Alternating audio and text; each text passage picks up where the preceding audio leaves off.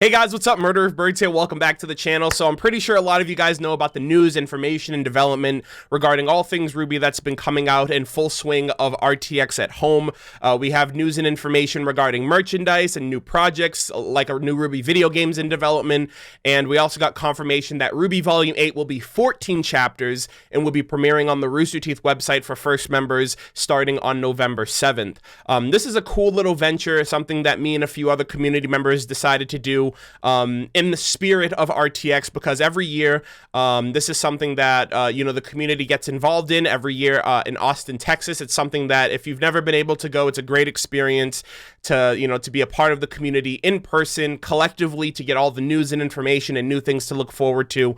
And one thing that's really cool are the community events. I've been going to RTX every year since 2016, and I was actually on a panel 2 years in 2016 and 2017, and other members have hosted their own community events as well, where community members get to be on a panel, get to talk about the latest trailer, get to talk about their experiences, getting involved with RWBY, getting involved with the community, especially for content creation. And myself, Kaylin, and a few others decided to replicate that the best way we can for a virtual audience, for our collective communities and stuff like that, since obviously we couldn't be there in person. So we really hope you guys like this. This is going to be a collective community discussion of our thoughts, theories, expectations, what we're looking forward to, and everything else in between regarding RWBY, regarding Volume 8, all of the news and information that's come out recently, and we really hope you guys enjoy it. And this is going to be probably about 2 hours or so. We just finished recording. I'm going to be editing this over for the rest of the week, and hopefully this can come out by Friday, fingers crossed. But yeah, I really hope you guys enjoy it. It's me, myself, Kaylin, and a few others that you may or may not know who make videos here on YouTube regarding the RWBY series in all different forms and fashions. So I hope you guys like it. For those of you guys who are watching this for the live premiere, sit back, relax. Like I said, it's gonna be about 2 hours. It's gonna be like a panel style. And after the fact, leave your thoughts of anything that you guys want to say, mention, talk about in the comment section down below. But thank you guys so much, and enjoy the RWBYTubers at home panel. All right, everyone. So we are going to introduce our lovely panelists, and I will go first to give a sort of example of what they should do as well. And so we are basically going to say our channel name, what kind of content that we make, how we got into RWBY, and anything else that we may want to say about ourselves. So I'm Kalaxon. I make reactions, discussions, analysis, and theories for RWBY, and I also make the same type of content for Miraculous Ladybug or games like Kingdom Hearts and Persona 5. My recording partner Hunter got me into RWBY around RWBY Volume 4, like during the hiatus between 3 and 4, and we've been making videos ever since. Hi, I'm Tanner. I'm better known as Blizzik on the interwebs, and I make RWBY reviews and occasionally dip my toe into like anime movies and video games whenever it suits my fancy. I've been a huge Halo fan since I was little, so I actually got into RWBY through Red vs. Blue and watching Monty's animations there. Yeah. Nice. So I've been watching RWBY since Volume 2 and have been a pretty huge fan ever since. Hi, I'm Dan, the voice behind that kind of Dan. Gotta get that shtick in. I do RWBY reviews and reactions, as well as content for other stuff that fits my interest, like direct reactions, PlayStation stuff, Kingdom Hearts, Persona, what have you. And I got started pretty much around the same time the show started. A friend of mine, big into Red vs. Blue, told me about the Red trailer at the end. Checked that out and thought, pretty cool. Didn't really realize until I think the Black trailer that, oh, Monty's on this, the guy behind Dead Fantasy. Love those videos. Absolutely, those are great. And then around Volume 2, started doing reviews. It was like a very strange time around there where I don't think there was many doing that as well. No, absolutely not. No. And then I didn't even do reactions until the finale of Volume 3. So, hey, what an episode to start with. And yeah, I've been doing this mad roller coaster ride ever since. Hey, I think the finale of Volume 3 was my first reaction, too. Great start, ain't it? Yeah. Hey, guys, I'm Fatman Falling. I do RWBY reviews, reactions, parodies, and hopefully something else eventually. I got into RWBY, with the Red trailer, basically, after the finale of Red vs. Blue Season 10. and the rest is history. Hi everyone, I'm Phoenix Knight. I have a lot of analytical videos and theory videos pretty much exclusively on RWBY. Hopefully at some point I'll branch out, but there's a lot to talk about with RWBY. I got into RWBY, it was after Volume 2 when it was released on Netflix. Just by happenstance, I happened to watch it and fell in love ever since. Got more into the fandom, and then once it came to Volume 5, I started doing reviews, and it's just snowballed from there. But Nice. happy to be a part of all of it. Hey guys, I'm Jeremy Noir Productions. Most of the stuff I do on my YouTube channel is voice acting related, but I do plan on branching out into review type content later on sometime. Who knows when that will happen? I'm terrible at writing scripts. But when it came to RWBY, technically my first interaction with it was around the time the Red trailer came out, because the popularity for that blew up, and I watched and I was like, okay, this is actually really damn cool. I will probably get into this sometime later. I did not get into that sometime later. Probably when I started watching it was just after Volume 2 ended. Nice. And then I, of course, was able to watch Volume 3 as it was coming out. So that was What a time. definitely, what an emotional ride. What a time. I technically started off my channel doing reactions to Volume 4, but those are no longer on my channel because I hated those. But ever since then, I did reaction collabs with a Unicorn of War for Volume 6 and Volume 7, and now here I am. So yeah. Hey guys, it's me. That's it. That's it. No, I'm just kidding. boy. Hey, Who are you again? You didn't know already. Okay, all right. What is the roasting session? All right. So, my name's Arnold, also known as MurderofBirds. I do reactions, reviews, live stream discussions on the RWBY series.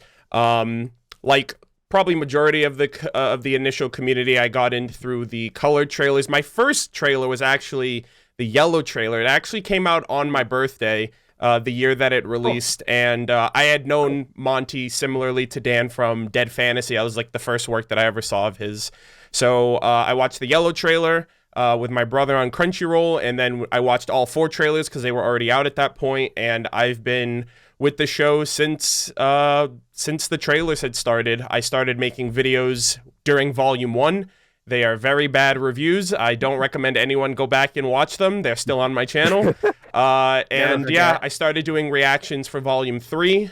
And then I just kind of kept the ball rolling. I started doing live stream discussions, and that's like a big part of getting the community together every year with, you know, talking about a 15-minute episode for like 5 hours.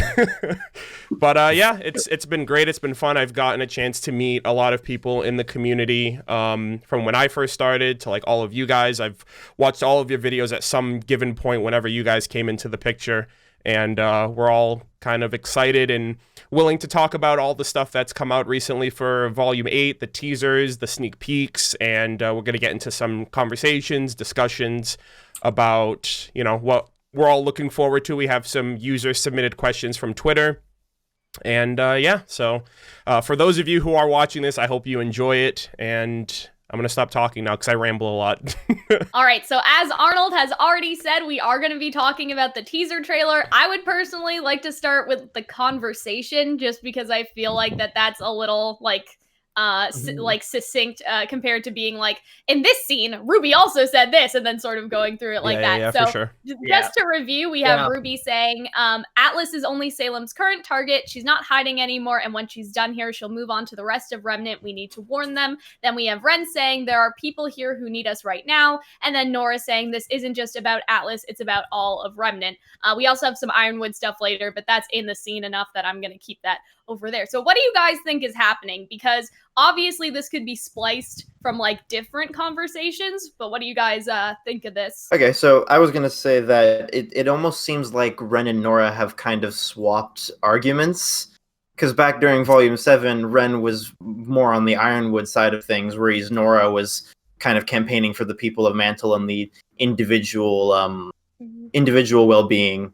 So for Nora now to be the one saying this isn't just about Mantle, it's about everything. I don't know. I'm wondering about the context of that. So I find it really odd too. Like Nora was one of the sort of the champions of, the champions of Mantle, if you want to call it that, like fighting for Mantle. But now later she's with Team RWBY and Ren's down in Mantle. So I'm like, what happened with those two? Like, why did they suddenly sort of do that swap? You think that Ren would want to go and confront Ironwood or do whatever Team RWBY's doing? So that's interesting. Like Ren in particular is like he was really emotional during last volume. Like throughout all of Volume 7, he was the one that wanted to train. He was the one that was hyper focused on, making sure that they were ready, wanting to like use every possible moment to make sure that if anything had happened, they'd be ready to to counteract it. And the one moment he let his guard down, Tyrion was able to like get the drop on everyone at that party. So for that conversation in particular, I can maybe see Nora seeing the bigger picture because, on one end she was rooting for Mantle and now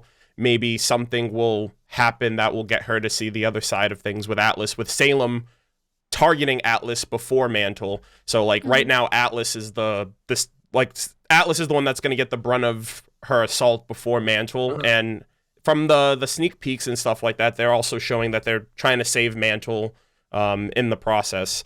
So I'm just interested to see how things are going to fare for Ren for the same reasons that Blizzic mentioned. I feel like this conversation might happen like a couple episodes in where they're trying to, like, it likely is spliced from a couple different points, but it seems like they're splitting into two groups to tackle different objectives. One focusing on the people here now who need them, and then warning everyone else that, hell is coming riding a giant whale, essentially.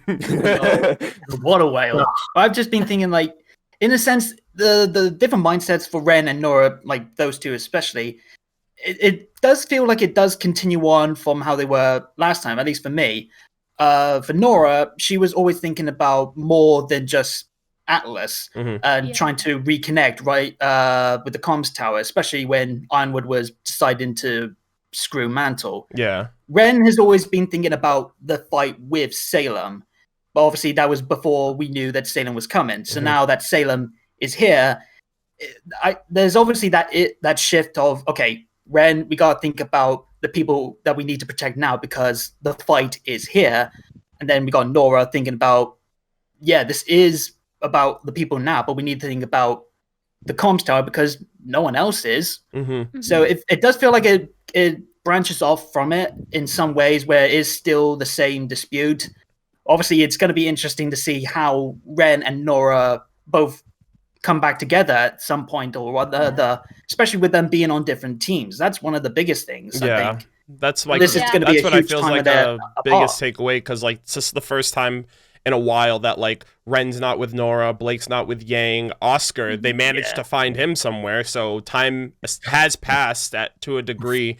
Maybe they'll fill in that gap because he was the first one to like fall all the way down from Atlas to Mantle, and now he's with them. So I'm wondering, in that same degree, like what's the plan for both sides? I think that Dan's point is very interesting because I didn't really think of it that way before. Like I was like, why are they having this sudden switch? But it makes sense because the biggest picture for Nora was like also including Mantle, while Ren was sort of tunnel visioned into just Atlas. But now it's sort of like Nora was always about the big picture of two, but now it's the big picture of all the kingdoms combined. But Ren is just now tunneled vision, like including Atlas or including Mantle. So it's sort of the same mindset. It's just Nora's upgraded in scale based on, the other threats. And so that's really cool, Dan. I'm glad you said that. That was a good point. Yeah, I was just thinking that it was they can't do the Atlas plan anymore. Like I mean, the Maiden isn't under Ironwood's control as far as Ren knows, I guess. So their priorities have shifted. Essentially. They haven't gotten to the point where they can reliably trust that Penny is just going to abandon Mantle, because they still need her to use the relic, right? That was the whole thing at the end of episode 13, where Ironwood's like, "Oh, hey, Winter, go get the Maiden power so that you can raise Atlas into the sky." Yeah, and now they can't do that anymore. Penny is probably off with Team RWBY, but I really didn't didn't like that, you know, the very first line is basically trying to deflect away from the thing that's currently happening, like the invasion, and like the first line is like, oh, this is just step one, and it's like, guys, don't do that. Like, can we focus on this right now? And it's just like, no, we need to warn people, like, for the future stuff that might happen. And it really speaks to the things I don't like about RWBY. And it's the first line of the Volume 8 trailer. I think to that, Fat Man, like, I have a feeling that what may be spliced is them having this conversation, and then Pietro and Maria were like, well, why don't we go with the plane and drop y'all off, and y'all can, like, stay here and focus on the situation. We'll go. The senior citizens will spread the good word. That would also help them, like, leave the cast. Yeah, it's like, I don't want any, like, old people. Leave, right? I don't want old people dying in this volume. That's all I'm saying. Like, well, with that though, there is, you know, the Moby Dick and Pinocchio and Geppetto, and we know what happens in that story. Call me Ishmael.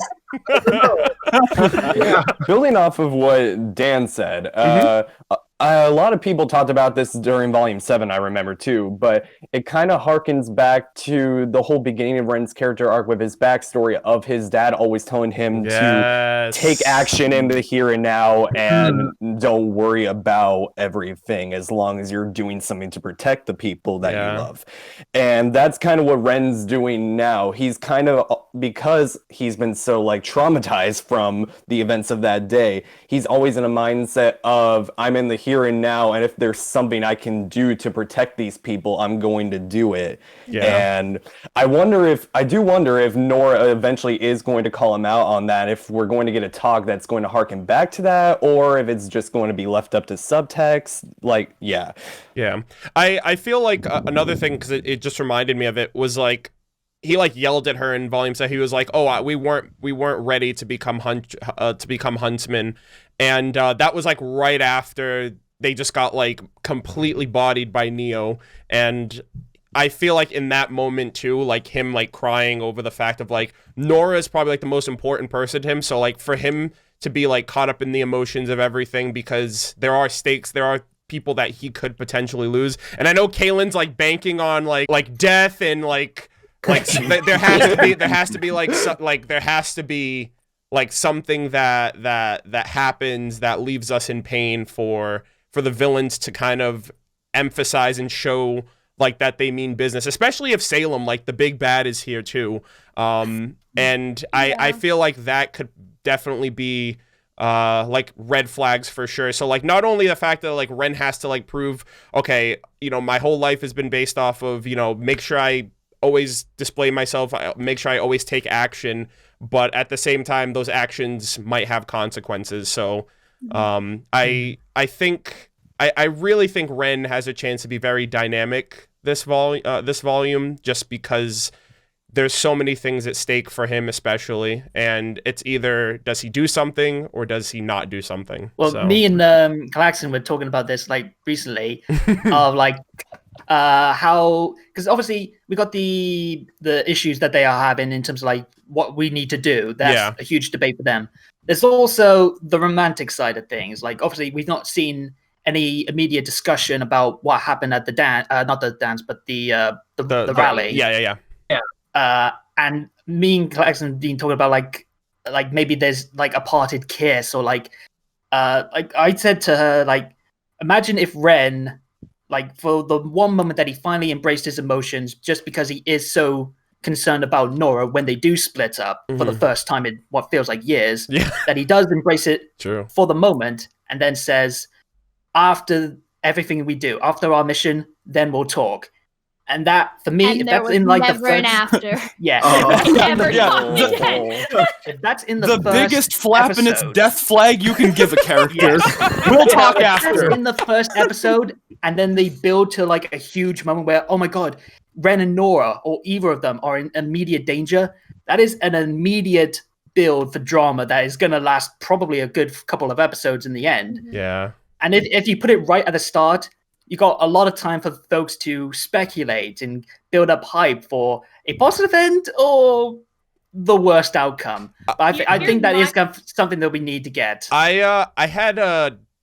It almost felt like premonition, but I think it was early. I think it was like January or February.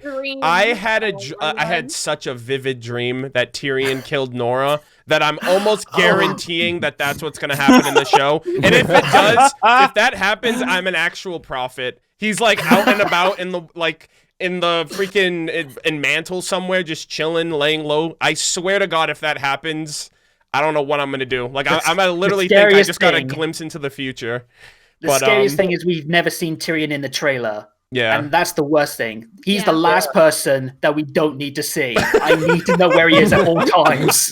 I think what's interesting about what you're saying, Dan, is like since then, I think I posted this on Twitter. I don't remember. But like I was sort of thinking about what Fat Man said, like sometimes that death isn't the most interesting thing you can do. And I was like, okay, well, what's something fucked up we could do that would still be like interesting? And I was like, and I think maybe I talked about this with Jeremy, but we were sort of thinking, like, what if Jon, like, Ren and Nora are both seriously injured by Tyrion, and Jon can only heal one of them, and that just causes, like, insane chaos. And I was like, you know what? Like, one of them would still die, but then, like, the drama from that whole situation, like, I'm an evil person. I like that idea. I feel like the Juniper death theory is slowly coming to fruition. Like, if another character dies, I'm expecting all of them to at this point. And I also would feel really bad for Jon, because it's like that's another member of his team. Yeah. You know what I mean? Especially so soon after finally embracing himself again. Yeah, especially after like the closure of Volume 6, like the red-haired woman and Pyrrha's statue and all that. Like he just let go of all of that anger and like vengeance that he had from Volume 5 after seeing Cinder, and it's just like, well, time to go through that again. You know? No, he's got to redirect it to Tyrion. Honestly, oh my god! And then he teams up with Crow, and then they both get drunk and start fighting Tyrion. Okay, yeah, no, yeah. Don't get my hopes up. That sounds awesome. Crow just slides some alcohol over to him, like, "Welcome to the club, kid." Yeah, you need this more than I do. That actually sounds interesting, though, because in Volume 4, like, Jon and Crow sort of had, like, this thing, and so if they again sort of have, like, a thing, like, against Tyrion, like, I don't know. I like that. I think we could fuck with that. Tyrion was like, "You interest me." He's like, I'm gonna do something to you later. Going back to Jon and Ren quickly, though, I do want them to have a moment where, because I think for Ren, I think he's very, very motivated by what happened with Jon and Pyrrha as to why he didn't act on his feelings. So I think for those two, it would be great for Jon to talk to him. It's like, dude, we don't know when we're going to die. God. You need to act on these feelings now. And it would be a nice reflection of that one scene in Volume 2. Yes, I was just about to say that. Whether or not Ren is topless this time, we'll have to wait and see. But I think that would be a good moment, not just for Ren to finally, like, okay, dude, embrace it while you can, because we never know what time we have. Yeah. And it'll be good for Jon as well, where he finally embraces the feelings that were there and conflicted and everything with Pyrrha and use it for the good. Because, yeah, it makes sense for Jon to try and do the right thing now for Ren, especially when Ren is probably being so nervous to do it because of what happened with Pyrrha. Yeah. So, yeah, I want that. And the fact that they're on the same side, fantastic. That's giving me hope on that. I would really like topless Ren? Some Ren angst from that, like I don't want to be unable to save Nora, like you couldn't save Pyrrha, Jon, and Jon's just like, oh, I didn't know that you felt that way, Ren, and he's just like hurt feelings, and Yang is just like, what the fuck? It's like, you hurt me, Ren. How could you? It's just like, what's going on? Honestly, if what you said, Cal, happens, you know, with Ren and Nora both being grievously injured and Jon not being able to heal both of them, do you really think that if they did that, they wouldn't call back to that evolving, your semblance is evolving comment from last volume, and have Jon like Pokemon evolve into like Turbo Jon and then like heal them both effortlessly? It would be interesting if maybe Jon saves both of them and then Jon dies. Like Jon, he's the team leader. No. Hey, according to the Rooster Teeth marketing team, Oscar is the team leader now. Okay. Well, what do they know? What do they know? Yeah. Team Orange, get out of my face with that. This is completely random. You just mentioned Ren, and I'm like, well, he's kind of like the Ren of his group. I want to see something with Vine. Like, did he even do anything last volume? He's got a weapon on his back. Didn't even use it. I'm still waiting for that. So yeah. Other than that, yeah, I think Ren. We'll talk about the Aesops later. I'm expecting Ren to be like really dynamic, especially how he was showcased last volume, and now, you know, different teams, different objectives, different things at stake, and the way RWBY is also like amping this up, 14 chapters. They're like, y'all ain't ready for this. Salem's there, like Grim flying through the sky, thunder clouds and shit. Like it's gonna take place over 2 days. Like, I don't know. I feel like it's just gonna be like nonstop. Yeah. So like, if this is like another volume 3 thing, I might actually have to like step. I'm like, okay, I hope so.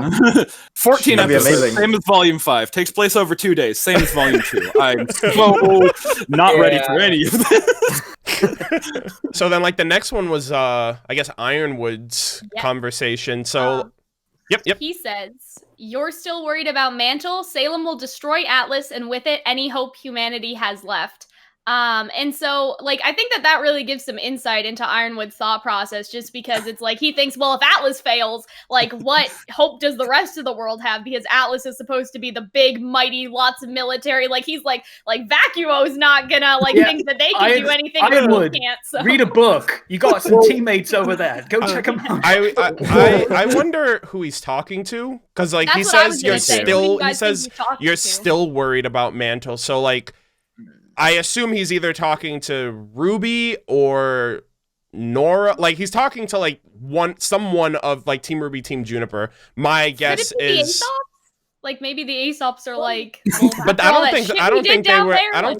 wouldn't say like they're worried about Mantle the same way that like Team RWBY was worried to make sure they could save everyone. Yeah, exactly. So, well, I was actually going to posit the idea that he's talking to Marrow specifically, because people have been thinking Marrow is like maybe leaning towards the Team RWBY philosophy. So if he's voicing some doubts, he could be like, "No, don't worry about Mantle. Listen to me." Didn't Maria dissolve them in a bathtub, Breaking Bad style, at the end of the last volume? This is the part where they ask for help. But one thing with Ironwood and his hyper focus on Atlas, we just found out what his semblance is, and I think this is a bit of a downside of it, that he can't break out of that focus. Yeah, I feel like it's like tunnel vision in a way. It's like it makes it so like whatever his goal, whatever his task is at the moment, he does it. I wouldn't be surprised if he used his semblance when he realized, okay, I gotta stop this kid because clearly he's getting in the way, and that's probably what led him to shoot Oscar. There is one scene in particular that I'm a little I'm questioning. It was when he pulls his arm out of the laser, like Watts's like laser rings, and I'm like, he didn't have aura at that point, so I'm wondering if that was semblance based or if that was like his straight up like iron will. Eddie confirmed. Yeah, Eddie tried to like wiggle out of that one, but like the same thing happened in volume 5 with Crow. Like Crow broke his aura, and then like the bad luck happened to RWBY when that rafter fell on her. So it's like that was volume 4. I think that was damaged earlier in the fight as well. Like before the aura break, I want to say. I mean, aura and semblance have always been so inconsistent. I think with the Ironwood thing, like, what if he turned it on like before his aura broke and it just stayed on for him to pull his arm out? Like, that's how I would think passive about that aura is also interesting too, because it's like, is passive aura different in the sense like you don't have to spend aura to use aura? Or to like back and forth. If that was the case, why wouldn't Crow just constantly keep his aura broken so he didn't affect everybody else with bad luck? Yeah, because he's always one shot from death. It's like he's walking that line. And I mean, bad luck in like a radius is one thing. Like I can see how that would be like a superpower, but Ironwood's semblance just sounds like a character trait. Like I don't really feel like that needed to be a supernatural ability that he has. It depends really on like how it could be utilized in the next volume, but in terms of like in the past, it does feel like something that I just feel like that's We've like seen it. I feel like that would be for someone who seems to be very like fear induced by Salem, and everything that he's always done has been based off of that fear. Probably even back to his past, because half of him is robotic. So it's like, what the fuck happened to you? Like, what war were you in, or what situation happened to you that like half of your body's just gone?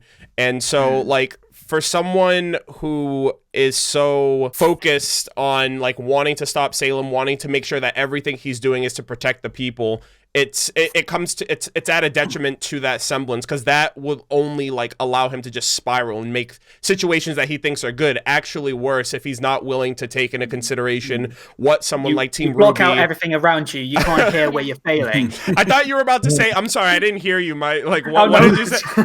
Like basically, like that's literally Ironwood's mindset when his like with a semblance like that. It's like, okay, well, I'm not listening to you.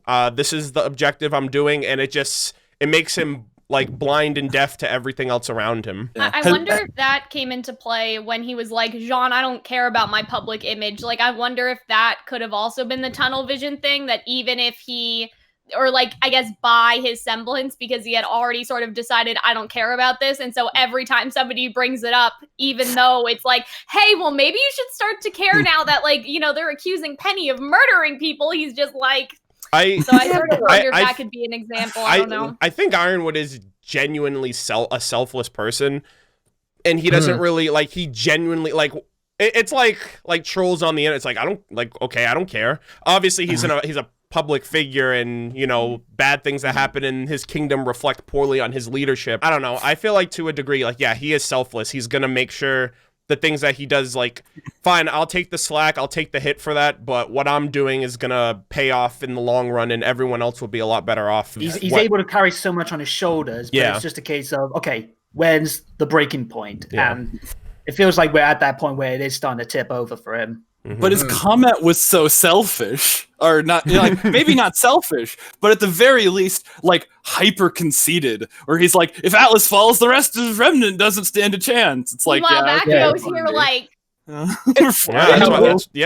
He was even questioning Ozpin, so he's got a lot of negative feelings on his other teammates and other headmasters. So it feels like he's had to burden himself so bold to be able to take all the insults and negative comments, but at the same time, he's built him up to be so strong that he's kind of almost believed his own hype in a sense. Yeah. To the point that, again, in the sense of his semblance, he's not listening to everything around him. Yeah. I also think that it's kind of a product of just his mindset regarding what strength is in military. He's very much a believer in like brute force being the way to win. And I think like the main message, so to speak, of RWBY is victory is in a simple soul. Yeah. So what he doesn't understand is that there is no victory in strength. That's what, and that's what Salem said in the opening narration of the show. I don't want to talk about the books too much, just because I know not everyone has read them, but it's very interesting that Ironwood thinks this, and then going to the Team Coffee books and how people in Vacuo feel about Atlas, like Atlas colonizing Vacuo, and how Vacuo sees strength. So just the fact that Ironwood is like,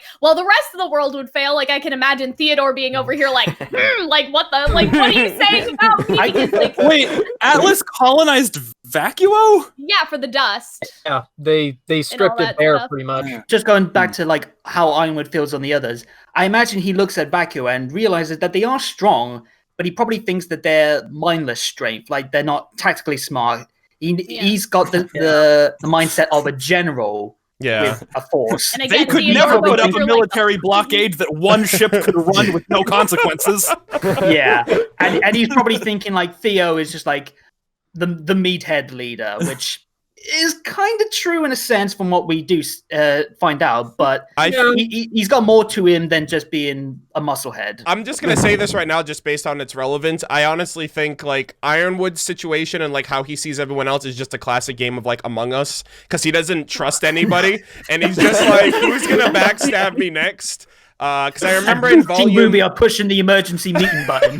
Because I remember like Volume 4 when like Weiss was trying to like leave and Klein was helping her. Like he like broke Jacques' desk, and he was like, I don't trust Leo to, you know, to help. And then Jacques was like, you've never trust anyone but yourself. And he's like, for good reason. So like that right there, like you just admitted that you don't trust anyone. You went to Beacon, you gave Ozpin shit, like, because you didn't trust him.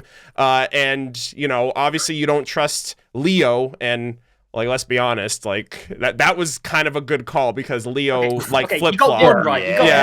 He flip-flopped. I don't really know the relationship between Theodore, the headmaster, because I haven't read the book yet. But yeah, like already, like he clearly has major trust issues, and Glinda tried getting through to him too. Glinda was onto something. I don't think she even knows, because like Crow didn't know about like Ozpin's past, and you know, she even was like, Ozpin just has experience that all of us don't have, and especially in the fairy tale book, like there's just so much stuff about him that it's just like, you know what, I'll give you a free pass, Oz. Like you've been through some shit, my guy. Like I feel bad for you. So yeah, like it just sucks, because like Ironwood just has one life to live, and his experiences are a culmination of like his life experiences and the things that he's seen and done, and where he is now as a leader. And I don't know, it just sucks. Like I just feel like this volume is just going to be a constant, like, who's out to get me? I can't trust anybody but myself. Hopefully he never has to, like, turn on the Aesops, you know, because they're, like, his right-hand men and women, so... I think it's interesting as well, like, because we also see that he's, like, kind of almost metal-coated his arm.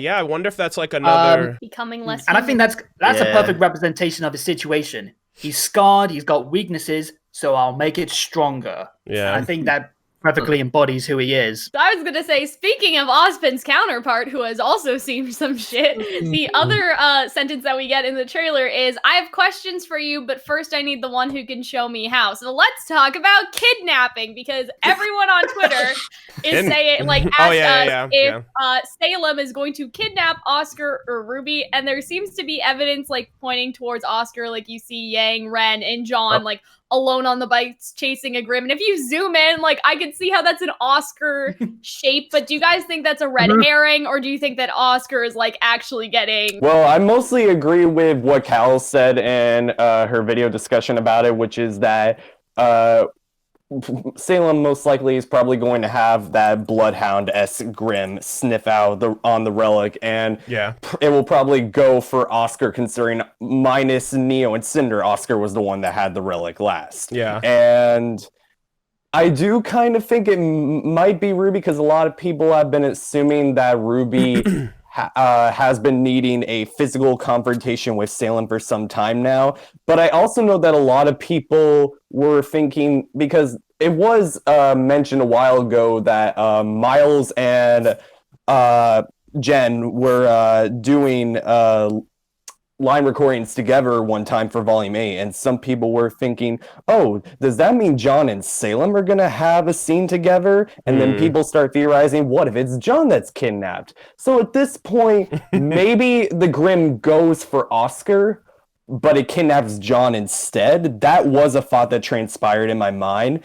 So it's between those three people for me. Yeah, I came to the same kind of conclusion. I was like, yeah, that Grim is smelling the Relic. Oscar's the last one to have it, and that also pairs up with Oz because he's back in the picture.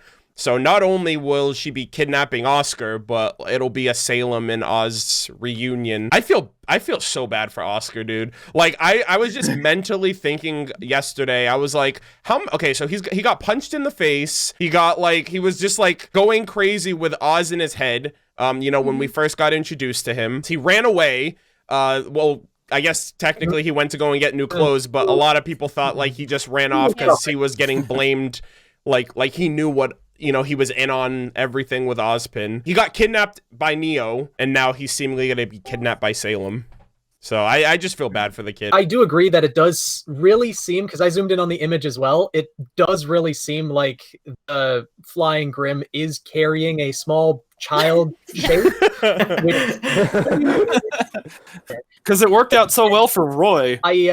I do think that the Grim is likely carrying Oscar, but I think with Yang, Jean, and Ren tailing it, I don't think Oscar is going to meet Salem right then, Yeah. the Grim might get away, or at that point, like you mentioned, take Jean instead, and that confrontation might happen. I feel like Salem's going to have confrontations with both Ozpin and with RWBY, and hopefully other characters as well at some point throughout Volume 8. Yeah, maybe even Ironwood, because she just flexed on him like right before she showed up, so I wouldn't be surprised if she just like shows up to him straight up now. Does anyone else also think that she's sitting inside the whale? Yeah, Yeah, definitely. Because it's like a blood bone, red walls. it's like a blood walls, and then like Yeah. a bone chair or There's bone also- throne. So I There's was also actually, like an energy bar going up the back, like she's getting Yes. charged up. I was actually wondering, like, I said this in my like Cal's thoughts, but I wonder if she can control the Grim through the chair, and like that's what the energy bar is, and like she's basically driving, like she has some sort of like connection to the Grim by sitting there and can pilot it around. But she's definitely in the mouth, like you can see the teeth. She is literally like she's in there for sure. Full monstro. Yes, Yeah. full Kingdom Hearts 1 monstro. Okay, for a second when you said she could control the Grim, my mind just immediately went to like the whale's eyes glowing and Salem's voice just echoing out of the Oh my whale. God. And everyone's like, it's a talking whale. No, it's not a talking whale, you idiot. It's the living inside. It's just a Everyone- megaphone, what you were it's like gonna a say. speaker. It's like Grim megaphone, yeah. Everyone who hasn't seen I Salem thought, before Jeremy, is like, you were going to say Salem's a she grabs whale. onto the whale's They're like, uvula. wait, the whale is Salem? The whale is Salem. And then Ozpin takes over Oscar, and he's like, no, she's really actually super hot. Believe me. It's Whalum. Yeah. I hope he talks out of the whale like a fast food speaker. Like, Welcome to Remnant. What can I get you? Yeah, Neo was the last one to have the relic, not Oscar. Yeah, Cinder just like yoinked it off for her. He's like, all right, I'm getting all the credit. So Cinder has gone back to Salem, and I guess Did you she's see her for a reclaimed. second? She regained her honor back. I assume she got the thing she wanted. So I'm just wondering if Salem knows that Neo got it, or if it was actually Cinder. And I'm I don't wondering think if she'll Cinder's mind either actually way. gonna do anything this volume 2. I know we're like segueing off a little bit, but like yeah, Cinder, come on. 7 We'll years. definitely talk about that It's a been little 7 more. years. yeah, we'll get to that. Yeah. The only other kidnapping thing that I was thinking was that like Yang hugs Oscar on the bike, and so I wonder if that scene of Yang running alone is because like I think that it would probably be going by Oscar's scent because he's held it the whole time, and even though Neo and Cinder both held it, I don't think that like they would overpower It's like, that. hey, like that exclude juicy these Oscar scents. teenage Yeah. boy smell or whatever, right? Like his Axe body spray. So I think that like maybe Yang is running because the Grim is like, like that smells familiar, and Yang is just like, what the fuck? Like it's not me. What were you gonna say, Phoenix? There's something I just realized as well, because RWBY held the relic for quite a while, but Mhm. everyone had an outfit change in Volume 7 except Oscar. So the scent could still just be on his outfit. Yeah, interesting. I don't know if that plays a factor or anything, but Makes you wonder if they wash those outfits. Or they just wear them every day. They don't. Nah, They don't. the anime characters, they never wash them. All right, so we did sort of cover like Yang running by herself a little bit, and then Yang also alone. Salem and the whale. So the next thing that I would like to talk about is like just the team split, which again I know we also like mentioned a little bit. But what do you guys think that Team RWBY is actually doing? Because I was really surprised that they would take Penny to go confront Ironwood if like that's what they're doing. Because why would they take the maiden back to him? Like that seems Because he doesn't know that that's her. Like Well, like Winter could tell- what would Winter have told him? Because like Winter's gonna That's get. I feel right. like oh my god. Like I like if Winter, depending on what she tells Ironwood, if it comes back to him that Winter lied, like Yeah. that's gonna make things even worse for Ironwood because that's like his right hand woman. You know what I mean? And so like for her to lie, it's like, well, anyone else want to lie to me next? You know what I mean? So like I was actually wondering, all she said on the thing was she's gone. So Yeah. I think what she's gonna do is assume Cinder got that it? Cinder got it, but then something is gonna eventually have to give where Penny reveals that she has the power, or if Cinder comes back and says, or if Cinder comes back and snitches and says that, you know, oh, your robot took my power, or you know, Penny has it, and then that's gonna put Winter in a position because it's like, well, Winter, how did you let Cinder get away and Penny get away. And Dude, I'm injured. Look at me. I'm in a hospital bed. But yeah, I was really thinking about that. Like, what if Winter was like, "Oh yeah, Cinder got it," even though Winter knows full well that Penny got it, and then it comes back later. I think that would be interesting. But like, Team RWBY wouldn't know that, so I still wonder why they were like, "Yeah, this is totally safe. Let's bring Penny back to Ironwood." Yeah. Hey, another thing too. Go on, Fatman. It would be so great if Cinder, like, you know, came up to Ironwood and she's like, "Look, your robot stole the maiden power," and he's like, "Okay, we need to deal with that." And then they started working together, and then he started like working with Watts to like hack Penny. And then at some point, Tyrion came back and he was like, "Oh, hey, I killed your Aesop leader. Do you want to be friends?" Everyone's just putting just airing Yeah. out all their dirty lines. Like, all right, let's start over. I Because might people have have been people have been predicting a Hazel flip, because like Hazel is like Big Papa on the other side, and he's gonna take Emerald and Mercury. Yeah. So it's like basically they just switch Hazel for Ironwood, and then Hazel joins the RWBY's team, and then Ironwood joins Cinder, Watts, and Tyrion. Oh, boy. Can't beat Because them, like join them. all of their ideologies are like, "Oh, we all need the relic for whatever reason," so they're willing to work together to further their own goals. And then like Hazel's like, I'm like really just into killing Ozpin, and he's already dead, so I don't have anything left to gain from working with Salem. The funny thing is gonna be Ironwood's reaction when he sees Oscar again.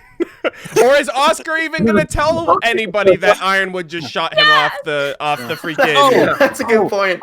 I actually have something about that. I saw a comment.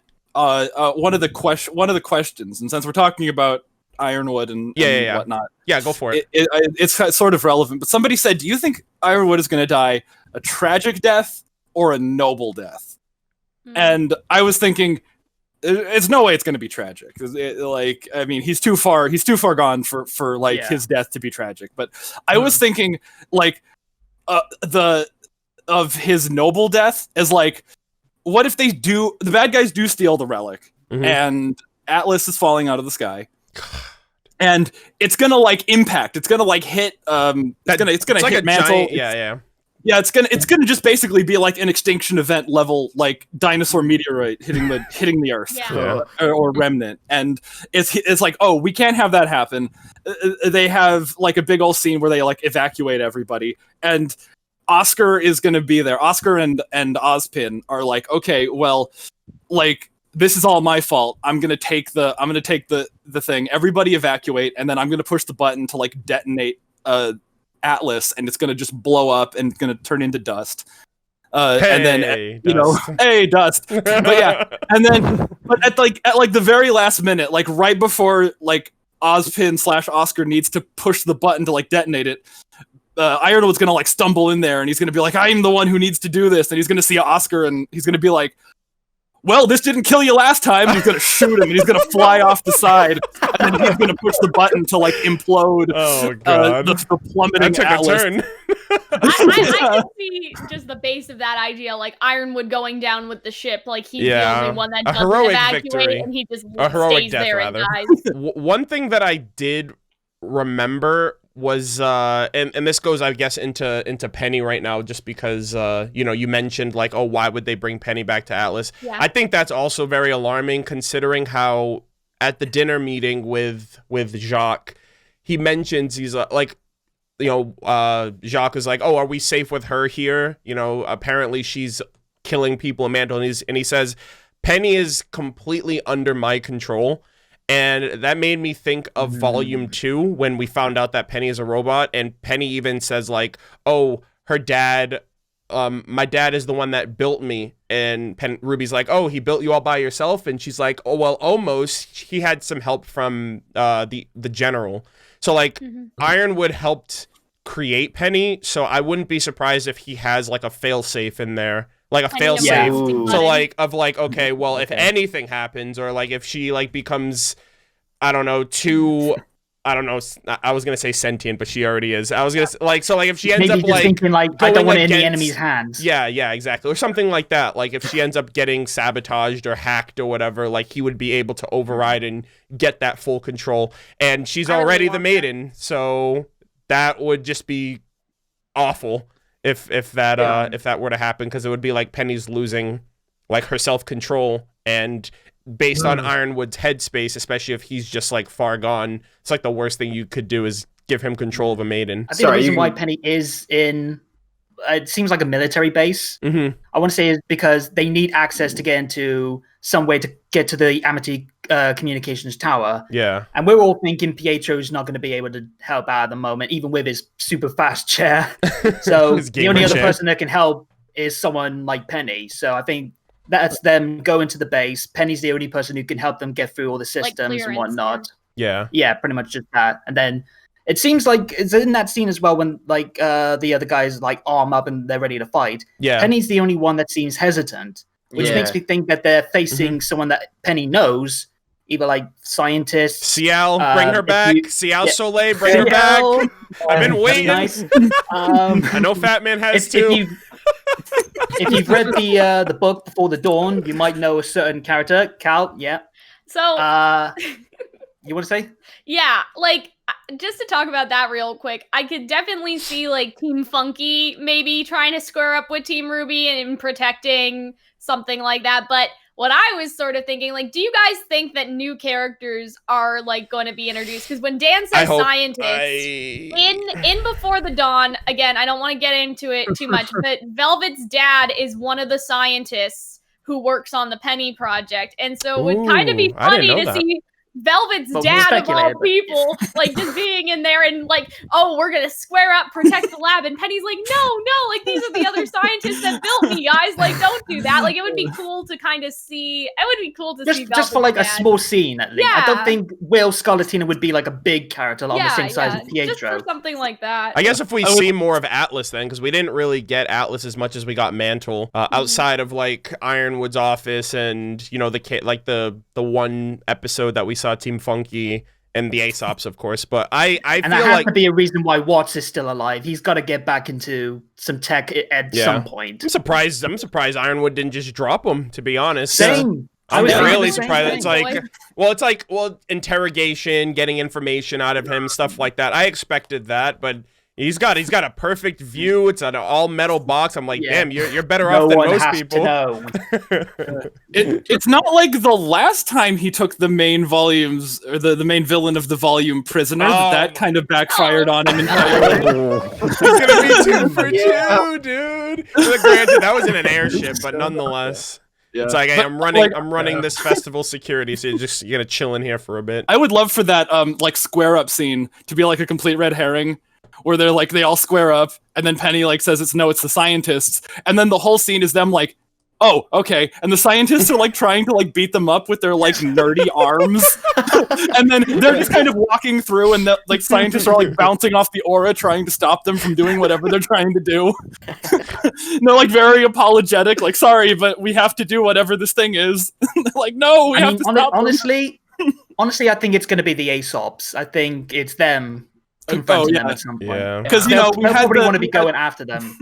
We had Adam get curb stomped in Volume 5, and then we had a big fight in Volume 6. We had the Aesops get curb stomped in Volume 7, and now they're going to have an actual fight in Volume 8. Maybe, it's like, oh, great. They're going to do that again. They're going to bring back that trope. You mentioned adding new characters, and I was like, I was just thinking that if they do add any new characters, I hope it's a very minor thing, because they already have way too many players. I honestly preferred no new characters. Like, just play out the volume with all of the established characters, all the established like plot lines and things that you set up in the last one. Like Aesop's come back, find out about Clover's death. Crow and Robin are still like, they're not in the trailer at all. Tyrion wasn't in the trailer at all. So like those plot lines have to be fleshed out too. Like I just really think it gets a little too much. Like they already added like a lot of new characters and like from Volume 7, which is fine, but I think any more most episode only minor characters, but we're not going to get another major. Yeah, for sure. So speaking of Ironwood and Aesop's finding out that Clover's dead, we have the next scene, which is them looking at something under a sheet, and then the Aesop's getting ready for orders. So straight up, guys, like, do you guys think this is Freya or Clover? Because some people are like, it's the hospital, Clover's alive, and I'm like, it looks like a morgue, and it looks like the body's like under a sheet. So whoever it is, I'm pretty sure they're dead. I'm pretty sure they brought Clover's body back to Atlas, and obviously they want their, his former teammates to just pay their respects, understand what happened, and that right there is gonna be like the fuel that reinforcing. Okay, like before we were playing nice with Team RWBY, like I'm pretty sure they felt some type of way about having to go up against them after working alongside them the whole time. I was going to say, you can also see maybe the other Aesops and maybe even Ironwood convince Marrow, like, okay, if you don't focus, if you don't stick with us, this could end up to you. Because, like, in the shot, I'm looking at the shot right now, you can see Harriet, Elm, and Vine really clearly. I assume Ironwood is blocking the view if Marrow's in the room too, but I can't tell if Marrow's also in the room. And so I just realized with that, Ironwood is in this other room, so I wonder if what's happening here is that Ironwood is with Freya's body because there's somebody behind a sheet, I think, in Ironwood's room, and so I wonder if the Aesops are looking at Clover, but Ironwood's looking at Freya, because the Aesops wouldn't know anything about Freya. I wonder if so Ironwood's just like, fuck, like looking at Freya, and then the Aesops are looking over at Clover. I wonder if the room that they're in is like with Clover's body, but the room that he's in is with Winter, like interrogating what happened. Yeah, maybe. That's what I was thinking. For it being a hospital room, it would make sense that Winter's in the hospital right now because she's not in the greatest state, and then looking through to the other side through the mirror. Yeah. Oh, he's got both of his guns, by the way. So he managed to get his gun back after the fight with. I just noticed that now. That's like one of my favorite fights, like in the series at this point. The gravity fight. That was sick. Gravity gun is cool. I'm glad that's coming back. We're all sure that Clover's dead. Is basically what I'm asking. Yeah, I was just gonna say. The light drained from his eyes. He ain't alive right now. Yeah, lots of people think he's alive, and I'm just like. I feel like it's the equivalent to like people who are still hoping that somehow Pyrrha is alive. You know what I mean? It's just the people that were such fans of those characters. There's always one. Yeah, for sure. The thing I've heard more of is that they're going to use the creation relic to bring him back. Yeah, I don't think the relic can do that, but like it's a very popular. Like I already made a video and I'm like, guys, like why the fuck would the gods? Like why would they do that? That doesn't make any sense. I mean, gods are assholes. Yeah. They get bored. They just like, all right, let's do some messed up shit for our own entertainment. Well, to the point of Clover possibly being alive, I think he did die in that scene, but Ironwood lost half his body at some point and somehow survived. So Robo Clover? Atlas Tech, I don't know, but considering that they were like out in the tundra and all that happened, the amount of blood that was lost, I don't know. You see how thick Crow's sword is? That like went through his entire chest cavity also. So I'm just like, and if he survived, assume like Ironwood's injuries is probably like skin layer injuries, like scars, burns. Yeah. Dude got a sword through the chest. Yeah. That's kind of final. That's final. I hope we find out though, like what happened to Ironwood? Like why is he? I want to know, man. I want to know why he's like this. Yeah, same. The next scene we have is Cinder just looking, so I don't think we have a lot to say about that. And then Salem having the relic. And a lot of people asked us on Twitter, like, how do we think that Salem got the relic? And I thought that was weird because, like, the obvious answer is that Cinder went to go give it to her. But, like, for some reason, people were still asking. So, like, do you guys have any ideas about that? Or, like, what question you think that Salem wants to ask the relic? Fuck, man. The question, like, it could be any question. Oh, my God. Blizzak, you go first. You look like you're on a man with a mission. You already know. I think someone else just said they had an idea, but my idea of what question she would ask is where she can find Ozpin's relic. Yes, I was thinking the same thing. That's the first question that she had in Volume 4. We have no build-up on that since Volume 4. I think it's interesting as well that she says she has questions, so she's got more on her mind than one, but obviously we know there's only one. Yeah. I think for her, like, I'm getting all three of these questions. Yeah. Because apparently that relic was harder to find, right? So it's like, okay, well, where is that one? That would be interesting if she... But, okay, so if you guys... Because she has the maiden for it. so that she can send Cinder to go back to Beacon and get it if they find out. Do you guys think that we are diverting? Because like a lot of people have said we're not going to Vacuo. Eddie has said that we're going to Vacuo, so that's okay now. But do you think that after Atlas, if Salem does ask that, we would go straight to Vale? Because she would try to race to get that relic. I don't think she would race to, because like only she and Ozpin would know how to get it. Yeah, I guess. And her next objective was supposed to be the Sword of Destruction, and that I would rather have the Sword of Destruction, because that sounds like it can do some damage over. When you say it like that. I want nothing more than for Jean to wield that. Man, I want that to be his new weapon. I remember in the early days, like after the relics became, like after Volume 4, I was like, wait a minute. Is Jean's sword the relic somehow? It falls like in line with the history of Crochet Moors. Yeah, exactly. Yeah, it's like it's a family heirloom. His great-great-grandfather used it to fight in the war. We saw the King of Vale use it to fight in the war to end the Great War. It's like I was just like, please let that be it. That'd be kind of neat. What is the answer to the question I would need to ask to win this war?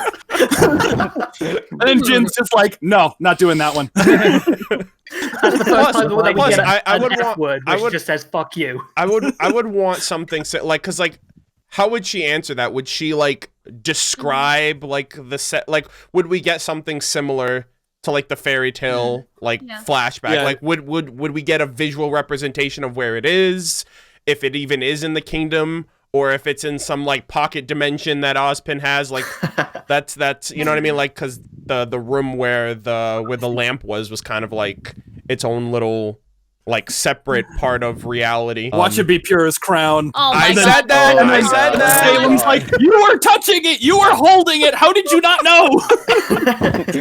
Yeah, John that melted was an though. early Like, volume. John is the relic of choice. So now his sword actually is a relic. It's just not the one everyone expected. Well, it is, because it becomes a So sword. there, It they becomes give a the great bird sword. expectation. So he has two relics. It's the crown was melded into his shield, and then he puts his sword in his shield, and it becomes like the broadsword. So he's got two relics now. There you go. And then Theodore's gonna be like, wait, what's in my vault? God damn it, Austin. It's like the laundry. You know what I would like? What I think would be very fucked up is if like Salem knows that she only has one, and she saves it to be like, Jin, what happened to Ruby's mother? And then we just need to watch Summer die, and Ruby just has like a mental breakdown. That would be great. So That's backstory. That's Yeah. development for Ruby. We finally get some like like the Team Stark thing. Like Like, Salem's just like, well, I can't like ask all the questions I wanted anyway. So you know what I'm gonna do? I'm gonna like break this little girl. Yeah, because like, I mean, honestly, 100 years is like nothing to her. Who cares? Yeah, she's like, immortal. Yeah. Wait. And then Yeah. she's like, I'm just gonna hold this for another 100 years while when all of y'all are dead. What if she just frees Jin from the lamp? Like, she just pulls in Aladdin, and she's just like, hey, No you're questions, free. Just go. Yeah, you want to hang out with me for an eternity? Happen after this? Yeah. What would that even Actually, mean? that was part of my headcanon for like what Volume 6 was going to be with Jin. Mhm. I thought she was actually like going to be like a character that volume, and she's going to be like, look, whatever, just like do not phrase anything as a question, and like I will just chime in occasionally when you're speaking. I don't want to go back in that lamp. Like I like really thought that was like gonna be a thing that like that Jin was going to like want to get out of the lamp. I think Jin is equivalent to like if anybody here plays D&D, like sentient magic items in D&D, where they can kind of like they can talk and they have like sentience to an extent, but they're not really anything beyond like a sword or a lamp or anything. Like I don't really think Jin is a being, really. She is the relic. A being created by the god of light. That would also be like, do the other relics have? I was gonna ask that people? too. I was like, Yeah. do the other ones have I like? really hope so. That'd be I so made a neat. video about that myself. It's a possibility. We haven't seen It any is. interesting statues. Like I'm still so shocked that the Jin, like the platform that like led down into the vault was of her. I was like, holy shit. Cal also called that like an entire volume before the fact, which is pretty impressive. What I was thinking, like, we never actually saw the staff, right? We just saw the box that the staff was presumed to be through. I mean, we saw it. in the we OP. saw it in the opening. If that's what you like, No, visually we've seen it, but not. I mean, like, imagine that door opens up and it's just the spirit holding up Atlas to sort of call back to like the Greek like myth of like the guy that's holding. Like, what if the spirit is just out here like this? Like, and that's why it can only be used for one thing at a time. Oh, because thank the God! I've spirit had an itch in my doing it. nose for 100 years. I wonder if the room is similar to the other one. Like, I just want to know what it looks like on the inside, because like that pocket dimension, I was like, what is this? Like, I don't know, it's just so weird to like process it, and then it's just like, oh, we're just in here to grab this thing. We're not even gonna question what all this is, and now it's locked or whatever. So I know we talked about this a little, like Cinder going to Salem, and then Salem finding out that Cinder didn't even find the relic, like, or whatever, like she got Neo to do it. Like, what do we think that Cinder's relationship to Salem is gonna be? Because like, I do not like comparing Cinder to Zuko, because I think they're just leagues apart, but I could also see a temporary like Azula situation, like in the third, I think it's the third season of Avatar. She tells like their father, like, oh yeah, he killed the Avatar, and Zuko's just here like sweating the entire time. I could kind of feel like that, where after Salem finds out that she didn't do it, like Salem's just gonna be pissed and like, really, you're getting somebody else to do your stuff for you. I mean, like, well, I guess she learned it best from Salem, so that's what Salem does. She uses people to get what she wants, so that would be an interesting rebuttal. So she did the exact same thing. I mean, I don't know if Cinder's smart enough to just be like, well, like, what better way to do that than by following your lead or something like just buttering her up just to get some like brownie really points like or that, whatever. actually. But no, I think the real thing is gonna be like if, and I don't think Neo's gonna do it, but like she obviously told Neo to like kill RWBY, you know, and Salem has explicitly stated that she wants RWBY alive. So if she finds out that out, then Cinder will be in hot water. On that, I think there's going to be a situation where Salem wants Cinder to go to Beacon and try and look for the relic by herself, because she's obviously got the maiden powers. Yeah, I think Cinder is going to say, no, I've done what I needed to do and get you the relic. Let me do what I want to do. I want to go after RWBY. They could easily have maybe a falling out or maybe even a fight, and then Cinder and Neo go off and do their own thing, hunt down RWBY. So that's another factor at play. And then maybe during that, we could hear Cinder talk to Neo about why she is willing to go up against Salem, because she's had enough of being controlled, and that falls in line with maybe stuff in her past. And that could be a chance to discuss it there. So I think it would be interesting to see how she would react to being told, okay, you can't go and get RWBY now that you've done the relic. You gotta do what I need you to do. Do you guys think we're getting the Neo backstab? Because I really want Neo to kill her, or like at least like fuck I feel her like up eventually, a little bit. but I don't know if it'll happen this volume, just because like I think she'll I feel like try, Cinder needs to do something, unless unless the concept of her as a character is just to always like take an L and just never never like do anything. Almost like Zuko, I think she's welcomed the fact that she's had some freedom away from working under Salem, and now she wants to break off and do her own thing. As for Neo, I think she'll try, but whether or not she will succeed in backstabbing her, I don't know. I'm pretty sure Miles said that somebody would be getting back, like they would be exploring a character that they've wanted to for a while, but they just haven't been able to. Yeah. And finally! Hey, you know what? I'm on board with that. Give us CL. I hope that means Cinder, but like we talked about this last night, I think, like as we were doing our icebreaker call, but like I just really want the Neo and Salem parallel of Salem being like, Neo, like I lost the love of my life, you lost the love of your life, like, you know, we can make something of this. She's gotta manipulate her. Like, I would be happy with Cinder dying if it meant that Neo was in like Cinder's position, if that makes sense, and Neo got the power. But I know that's like people are gonna be like, "You're a Neo stan," like that's too fanficky. Like I don't know, but I think it's such a good parallel. I think it's such a good comparison. I just think that Neo is waiting for backup, like waiting for someone to help her kill Cinder, and then she'll just be like, "All right." And she needs to be like, "Hey, look at this hand, look at this hand, look at this hand, look at this hand," and then just like. Yeah. Well, I mean, look over here. That's Neo's power. Yeah. Yeah, all about illusions, trick of the eyes. So Speaking of illusions, hold Arnold, on, were you really gonna say quick. So something? I'm gonna tiptoe a little bit around this because again, it's from the fairy tales of Remnant. Do you think the crown is the same as the relic? Do you think that is like so? The Indecisive King story. Do you think Okay. do you think that's it?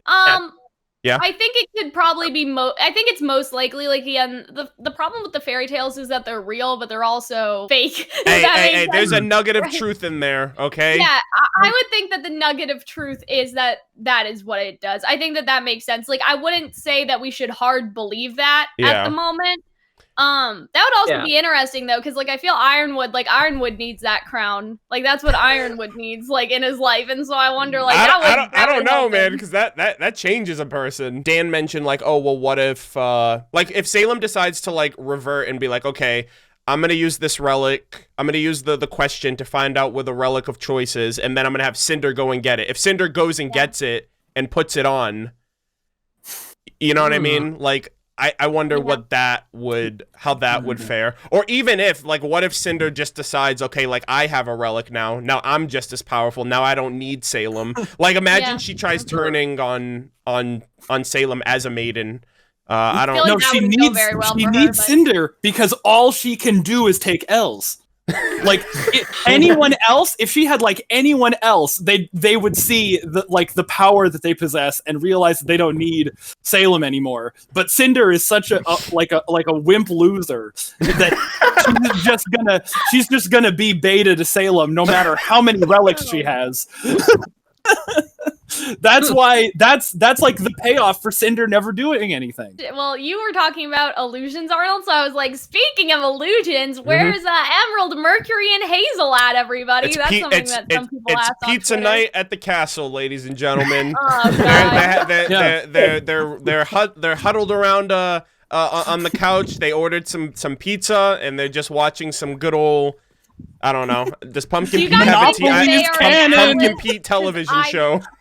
I don't think that they came with, like, I don't think they should come with either. Like, I think that they need to be not here because that would be a little too much. If Mercury and Emerald are here, I want them to run into Cinder for the first time in forever and just be like insulted, like, you teamed up with the gremlin from Vale instead of us. Like, you and Neo are a thing now, and we're just sitting at the castle. You left us in the dark place and we are just stuck around doing nothing, and you're with that ice cream bitch. What? I can see Emerald getting the jealous. Other way. I think it would go the other way. Like Neo and Neo is like, you know, she starts Cinder, like hypertexting. Like, how dare you?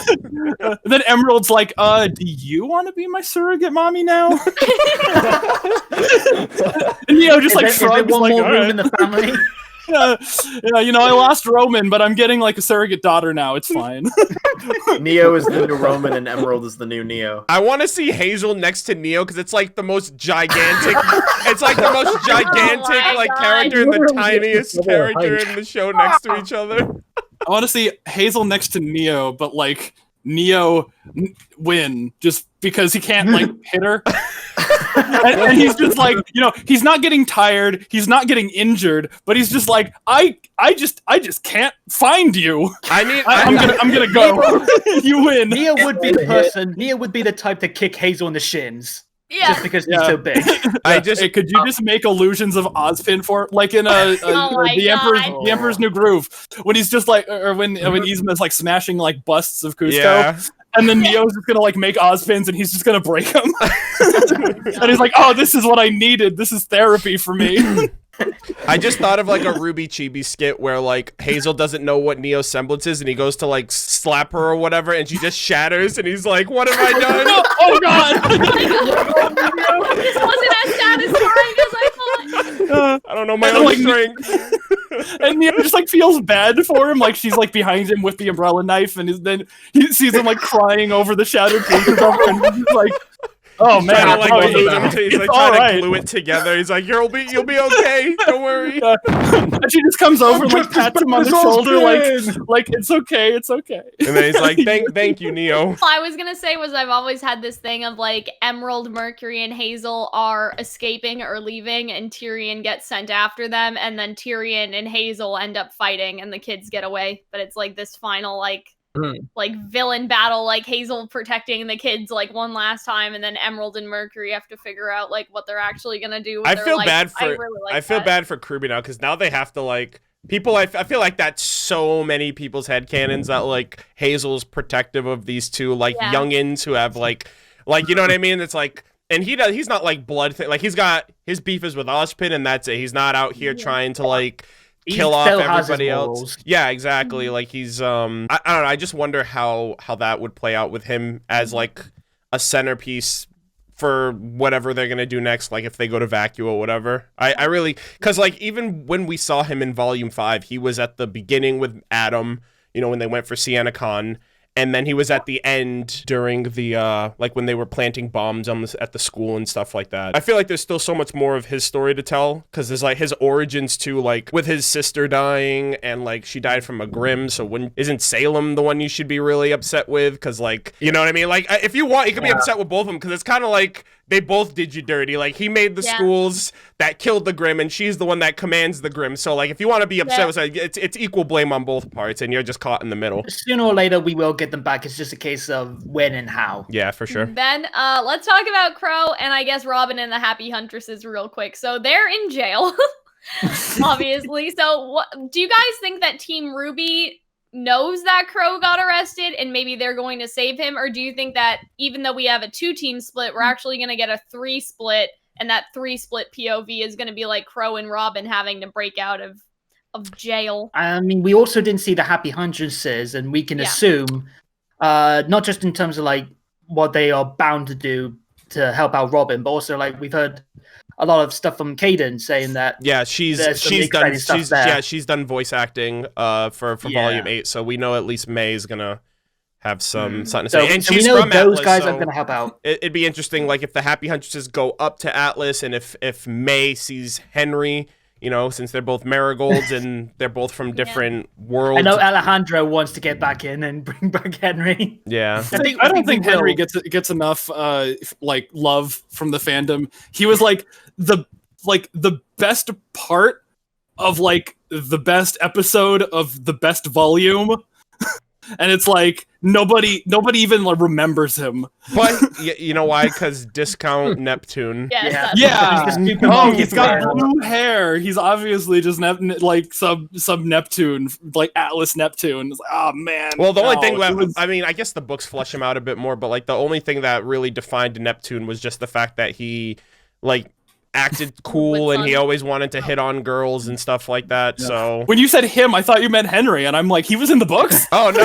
Like, no, sorry, Neptune. I meant Neptune. Yeah, because I was talking. Yeah, from my perspective, I was referring to Neptune. I really don't know. I genuinely don't know how they're gonna play out Crow's thing, if he wants to go after Ironwood and Robin is just there, even though like it's like, well, we're all here because you threw the first punch. Interesting if Robin wants to overthrow him and is like, hey, you were mad at Ironwood? I want to take the power of the general. Yeah, exactly. Why, you know, a coup, why not? Like, I really like the idea of Crow and Robin teaming up, and I also.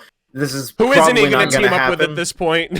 He teamed up with Tyrion. He teamed up with Robin. He teamed up with Clover. Like, Crow's very flexible. He can work with so many different types. Yeah, I mean, when your entire team falls apart, you gotta learn to shop around. By the way, bad luck is no longer counteracted, so I feel like he's just going to be like a walking tragedy. I was thinking, what if he and Robin were to escape with the help of Watts? And it would be exactly like that episode of Star Wars The Clone Wars. My guy. Like... exactly like that episode of Star Wars The Clone Wars where Obi-Wan and Anakin escape with Count Dooku, where they just hate each other, but they're working together anyway. I feel like that'd be fun. All like a cell apart from each other, so they're just like tapping on each other's like walls, and it's like, hey, Hey, what are you doing right just there? like everyone's leaving, and Jock is like, "What about me?" And Watts is just like, "You really thought we were gonna let you out? Like, no, we're leaving." Don't act like you don't belong here, dude.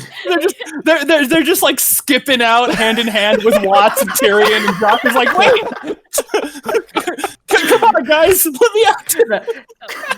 Jacques asks, "Are you going to let me out?" And then the next cut is them walking out of prison. Yeah, they're just Yeah, I wonder what how Tyrion would like being an Atlas, since he's just been like he's been like a mantle rat that the entire volume, just like slipping and sliding through like the alleyways and stuff, killing people, staying out of sight. So like he would have to. Like, I'm so scared of him. If he has to like break.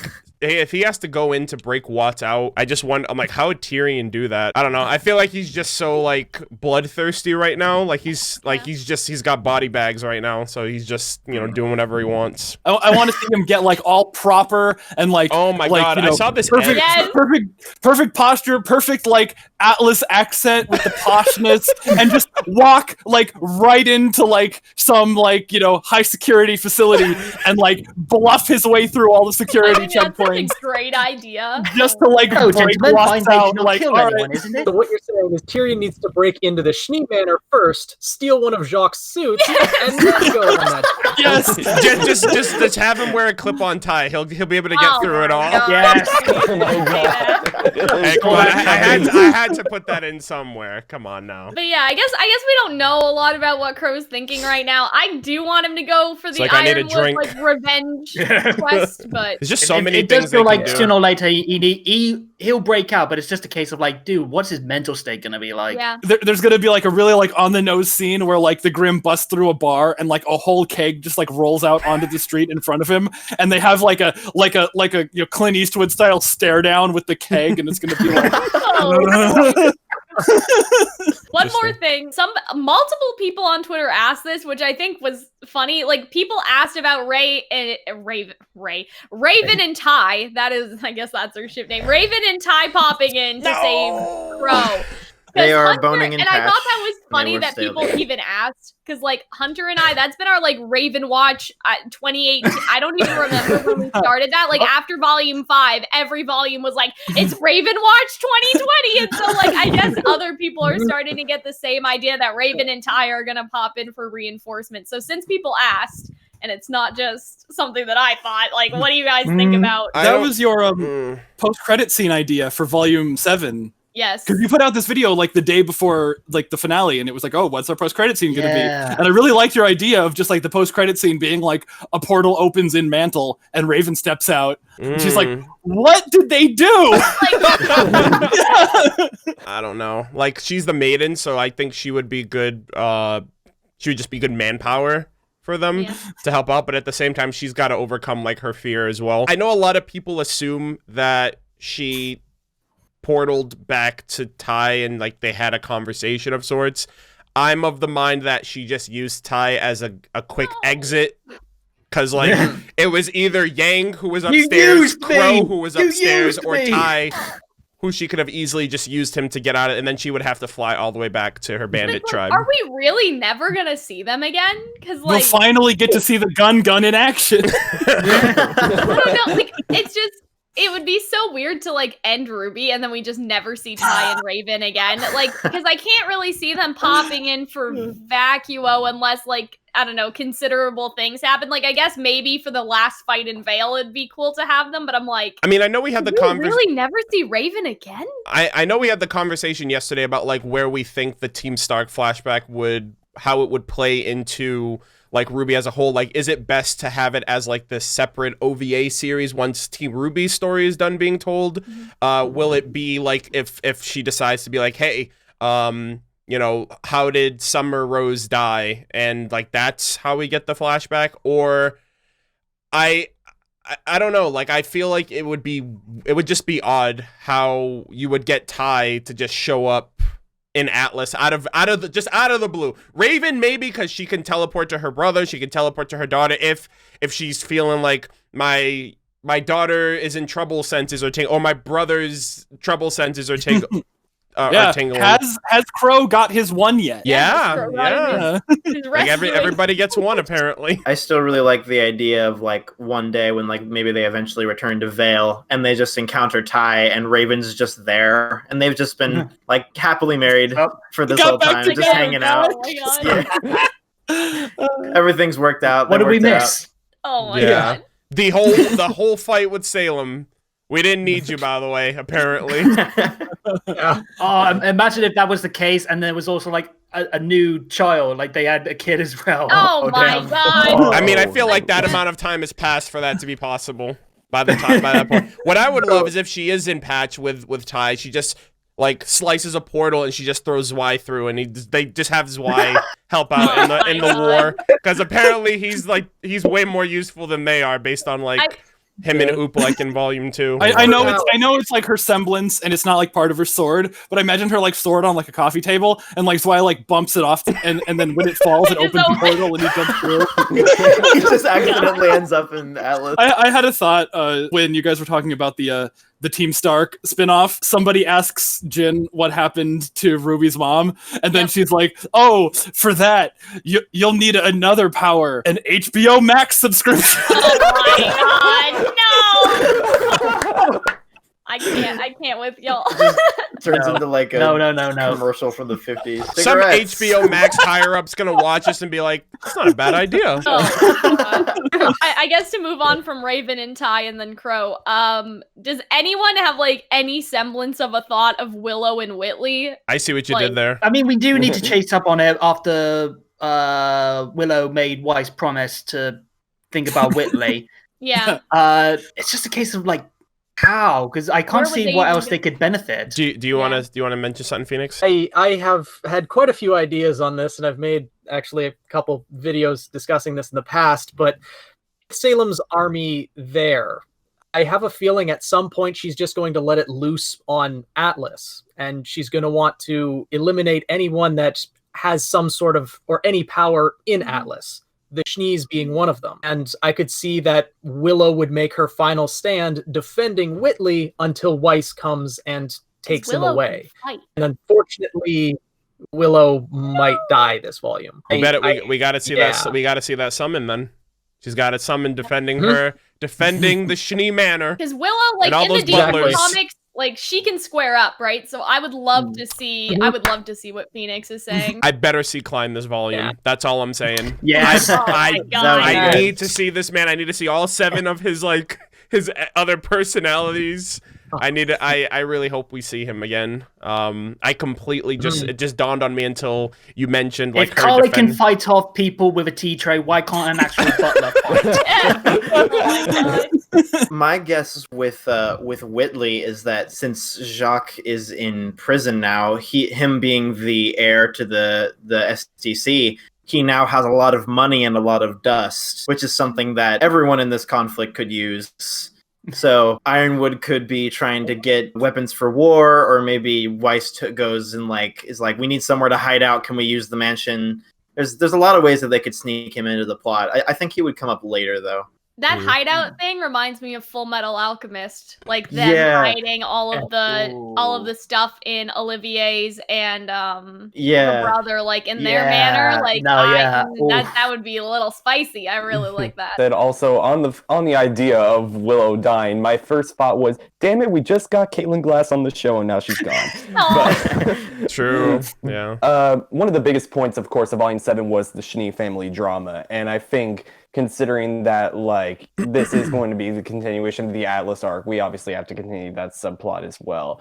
I do hopefully want to see some type of interaction between Weiss and Whitley where like, I don't know if she would necessarily apologize for like, leaving Whitley, because Whitley has been, a jerk.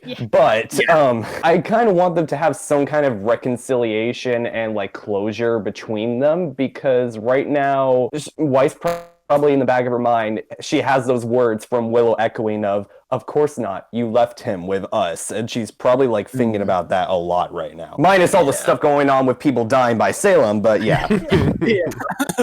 There's a list of things going on. It would be so badass if these butlers at the Schnee Manor were also like trained like huntsmen themselves, like out of like Hunter x Hunter, like the Zolodek family, like all the butlers there are like trained to kill and protect. So I that'd be so awesome if like the butlers and like everyone in the manor is like capable of defending like the home front and everything. I'm still hoping that Klein is like maybe stashed away with the Faunus miners down in the mines. I feel like we need. I don't know if it was like a question or something, but I think we need to get to a Faunus element. All I wanted to say was the butler stuff would be interesting because Neo disguised herself as a butler for some time. Yeah. And so if they do decide to use the manor as a hideout or something, like Neo being in disguise. Neo's like my favorite costume. Yeah. I like the Vital Tournament one. I think we needed more of that. Yes. The black and so white sad one? that was one shot. Yeah. Yeah. The It mint. was so beautiful. But yeah, to transition into the perfect segue that Dan gave us, do we think the Faunus or the White Fang are gonna play some sort of role this volume? And like personally, since they're going into the crater, like I have a feeling the crater may be the mines, because in that teaser clip we saw was not a part of the trailer, we saw sort of like, is the crater like really safe though, man? And so it's like, I feel like that could be like the crater could be where they've been mining all this time, and we could see the Faunus. Yeah, I think there was like avenue. I think there was like when Oscar was falling out of the sky, there was like a backdrop before he lands, and you kind of see all of the tunnel entrance. Yeah, the cliff, I think so I think that's the crater. Like if you were, it's almost like it's the location of Atlas getting ripped out of the ground, and like the giant like crater in the earth, like that's what it is. That's so, actually, and if Atlas falls out of the sky, it's gonna be like a puzzle, and it's just gonna crush everything in that. I think that I posted this on Twitter, but the concept art actually says like something like that, like Outer Minds or something on it. I don't remember exactly what it said, but on the Oscar concept art, it said something that did allude to the fact. Again, I can't remember exactly what, but that wherever he was is somehow connected to the idea of the mines and the craters. So. And I would hopefully imagine maybe, because even though they're not like part of the group that is related to getting the people down to the crater, I want there to be a scene with Blake and Weiss speaking to the people of the miners, because obviously Weiss, she needs to really prove that the SDC can turn a corner even with everything going on. Yeah. And Blake would be a good proxy for that as well. And maybe like a huge shot in the dark, maybe see some more examples of people with brandings. I was just about to say that. Yes. Yeah. And then we can learn maybe a bit about Adam's backstory, even by a proxy. Yeah, I to satisfy that element. The White Fang themselves, I don't think the White Fang. I think it'll just be more so like Faunus themselves. I think the White Fang storyline, I don't really think that has much of a place here. Yeah, it's pretty much a dying concept now, but we need the replacement of the Faunus building themselves back up, and what better place to do it than defend the kingdom that is most known as Anti-Faunus. Yeah, for sure. I'm surprised that more people aren't interested in what the idea of like the Atlas branch of the Fang looks like. I'm saying. Yeah, but it's like we saw the Mistral branch, and it was like 4 guys that Adam killed. Well, and it's like we're gonna see the Atlas branch, and it's gonna be like what? Another like group of nameless mooks. I guess I always wanted to see them though, and like my whole thing, like I guess I never released this video, but I've been sort of like toying around with working on it, like to quote unquote fix Robin. Like I feel like an interesting thing would have been like, hey, the White Fang is now defunct, and then the White Fang and Robin sort of combined forces into like her political movement to help both the Faunus and then like all the stuff Robin's doing. So I would like to see like a defunct White Fang going on still, and like maybe like that would give, because like a lot of people were like, well, Robin says she's gonna help the Faunus, but she didn't actually. and that I imagine would be like another reason why the people, the miners, are going to be hesitant to help out. Then that's why we get Weiss and Blake. I want Fiona to be like, I didn't disband the Atlas branch of the White Fang just for you to lose this election. Imagine Fiona was the Sienna of Atlas. But we can't. No, don't, because that means that she's going to be next up to be killed. By Adam? Oh no. Protect the Wooloo. All right, so speaking of death, though, if we're not talking about the White Fang, other people on Twitter asked like who we all think is gonna die this volume, which is a very large. That's like a loaded question. It's like the real question. What we should be saying is, who do we think isn't gonna die? I feel like that's a True. lot easier to just be like, okay, well, who's protected Because by then we'll plot all be right. Oh, God. armor? You never lose. I guess just off of like my own personal thoughts on the matter, Ironwood, Watts. It's really just like I don't know if Rooster Teeth has it in them to kill off one of the main characters. Like, Yeah, I don't really think so. don't know if Rooster Teeth is willing to just be like, yeah, we'll kill off Ren, or we'll kill off Nora, or both of them. They built up Hera to be like a fan favorite character with the intention of killing her. So I think they're not afraid to do so, but it's a case of, is now the right time? Something in my gut just keeps on screaming that by the end of the Atlas arc, Jean, Ren, and Nora are going to be split off doing something like maybe protecting Atlas, while the main group are either in Vacuo or something else. But I feel like either way, there's going to be a hit for both the heroes and the villains. And I think somewhere in either category, Ironwood is number one. He's got so much on his baggage. We're all talking about the noble death. It seems almost certain. Afterwards, I feel like it's a coin flip, because I feel like there's so many death flags around. Picking the next one is like throwing darts on the dartboard. Yeah. Honestly, I feel like as much as I personally could watch Tyrion for the rest of my life and continue to be enjoyed, I feel like they're almost kind of running out of things to do with him. Like, especially with Crow feeling. I mean, he weirdly targeted his vengeance at Ironwood rather than Tyrion after Tyrion killed his buddy. So but I still think that there is a vendetta there. So I wouldn't be surprised if Tyrion died this volume. I think now that we finally have a reason to hate Tyrion, it's doubled down too, because like killed Clover, and like you got a lucky shot on me back in volume 4, like almost killed Crow too. It's at this point now where, okay, we've had this time where we've enjoyed the character, and then we got a point where we can hate the character.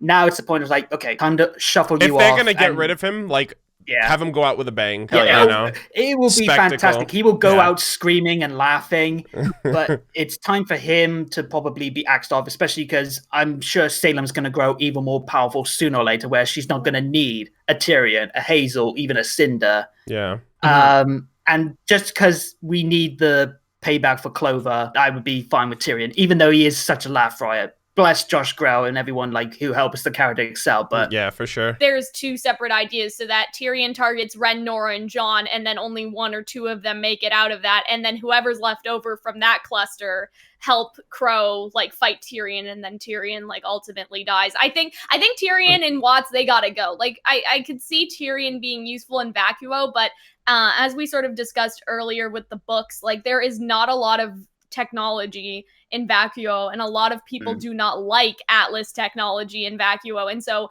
I feel like Watts is just done. Like there's nothing else. He popped off last volume for sure. Like he was doing, he was so influential, and for the longest time people didn't even know he existed. Apparently he was dead, so he wasn't even on anyone's radar for such a long time. And I was really impressed by the fact that he could fight. You know, I thought that was really like that wowed me. That wowed me for sure. I wonder if Watts will have like a final splash, because I think, I don't know like what his proposal was necessarily. I want it like, because they mentioned that he died in the Paladin incident, so or that's where they thought that he died. So I wonder if if the Paladins were his.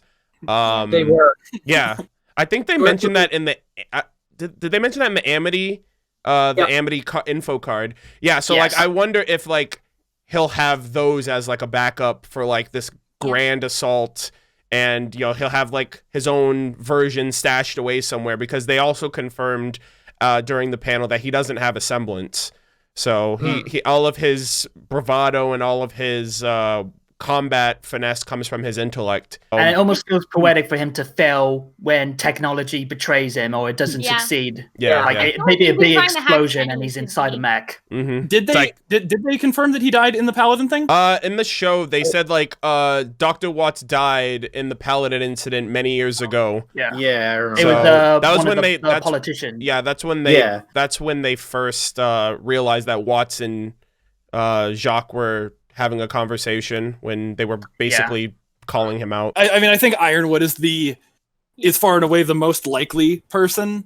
I mean, I get what everybody's saying about Tyrion, like, oh, he killed Clover, we need our revenge on him. But it's like, I don't know if they're gonna do that. I feel like they need to build up so much. They're so into like expectations and like I feel like they've given Ironwood a bunch of reasons to have like a noble sacrifice more so than Tyrion being like Ironwood's definitely number one. It's just a case of like where does Tyrion maybe fall? Yeah. Like I think I don't know. I'd be surprised if Tyrion died. I would be surprised if anybody died. But I think Ironwood's most likely. Tyrion and Watts. Or Tyrion or Watts could happen. I don't know about the main characters. Yeah. I don't even know if I would be a bloodbath just because like Salem is here. Like if she doesn't kill anyone, like she's supposed to be the most intimidating threat in the show. Like that's why I really want to see a lot of death, is because it's like, okay, well if she can't even kill off Ren and Nora, like what have we been waiting for, right? Like I would you settle for like out of commission? I just don't know if they'll do it. Yeah. Like how about if RWBY dies and hold on, let me say what I'm thinking of.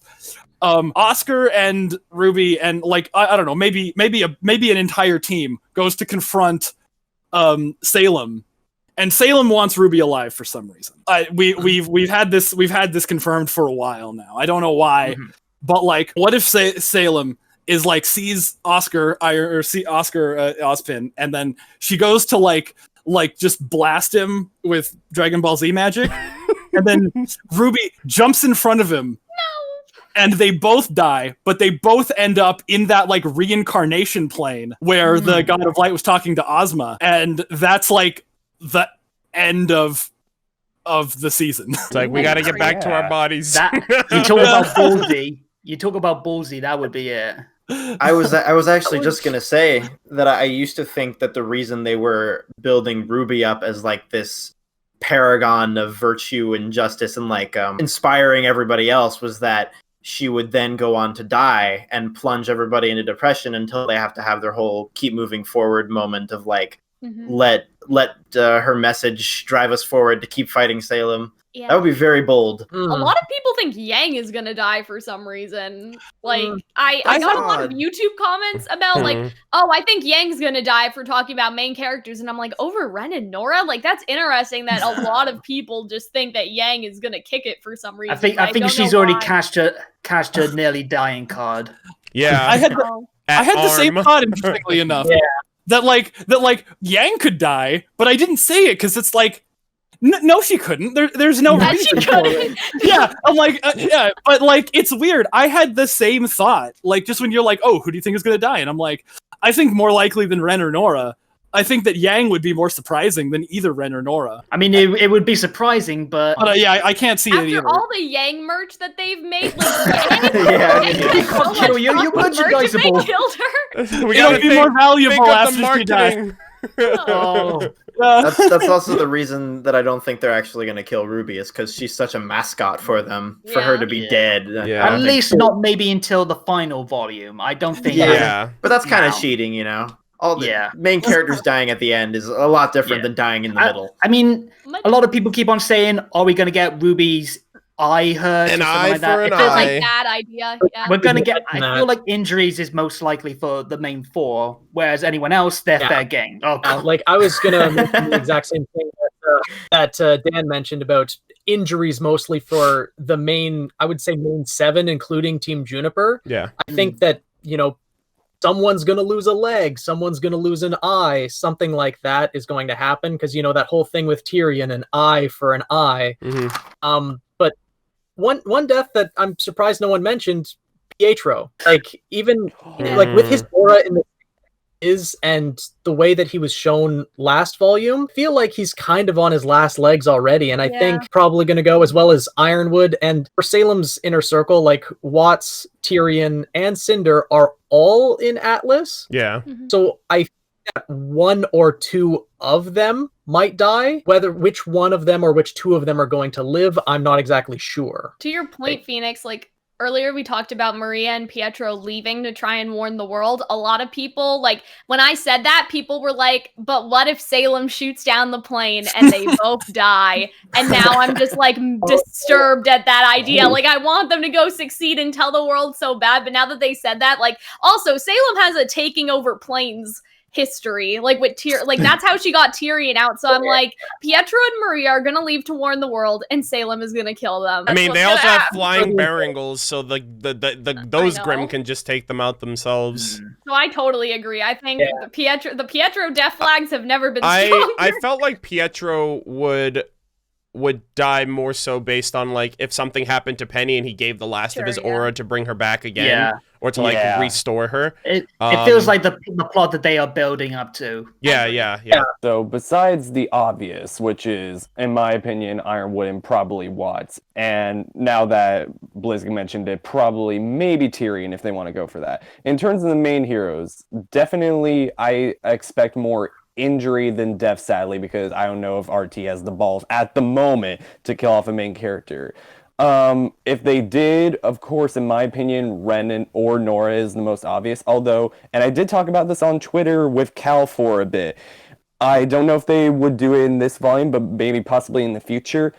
I was thinking about John, specifically his inspiration of Joan of Arc, and how Joan of Arc died from being burnt at the stake. And I remembered Cinder and John still have unfinished business, and Cinder has a lot of preference for using fire. And during this Battle of Haven, as stupid as it was executed, it was a point in the commentary Miles pointed out that Cinder now views John as someone that she would hold a grudge to take more seriously after he, like, you know, almost stabbed her face off. In my opinion, if there were a point in the future where Jean were to die, it may or may not be being burnt alive by Cinder. I wonder, I just thought to myself now, I wonder if Salem would just, like, if they, like, let's just say the villains lose somehow this volume, I wonder if Salem would just get so pissed off that she would just kill off one of her own. Like, I'd love to see it, though. It would be a shocker. They did that in Full Metal, and I was like, that's the most fucked up thing. Like, I don't think I've ever watched a show where the villains, like, killed each other like that until Full Metal, or at least I can't personally remember anything. So it's like, Salem was just like, you know what? Like, I'm done with you, like, whoever disappoints me, and just, like, snaps her fingers and incinerates them. Like, that would be pretty. That'd be a Kingdom Hearts Vexen situation, like, when Axe burns Vexen alive. That's what I want. That's the one thing you can always expect. Death and death and death. And taxes. If no one dies, there better be a scene of all the characters sitting around a table with calculators doing like that. Wow, what a lucky break. It's just like, so I can obviously write off dust, but what about the gas in my motorcycle? So this was a more general question, and I was like, well, we're talking about Volume 8, so should I include this? But I did it anyway, and so it's like, for RWBY as a whole, what is your most unpopular opinion of the show that you'd like? I see these tweets all the time, like, what would get you kicked out of the RWBY fandom if you said it? Like, those types of tweets. So that's sort of the vibe for that question. I think somebody asked us on Twitter. I have no unpopular opinions. Oh yeah, I've never heard an unpopular opinion from Not a one. I mean, in like a meta sense, one maybe unpopular opinion is that sometimes people who have more of a stigma of being negative RWBYtubers, they make good points. Maybe that's an unpopular opinion. I think that's a great opinion. I think that's a great thing to mention too. I get a lot of entertainment out of people in the fandom who are considered to be like negative Nancys or nitpickers or but like, to be quite honest, like, I feel like my perspective is very what's the word I'm looking for? Like, I feel like at times I can tunnel vision because I enjoy, like, for something that I like so much that I overlook certain things, or you know, I don't see things in a certain perspective as someone else, and when I do, it allows me to, like, see the show in a different way instead of just in my own separate, like, bubble.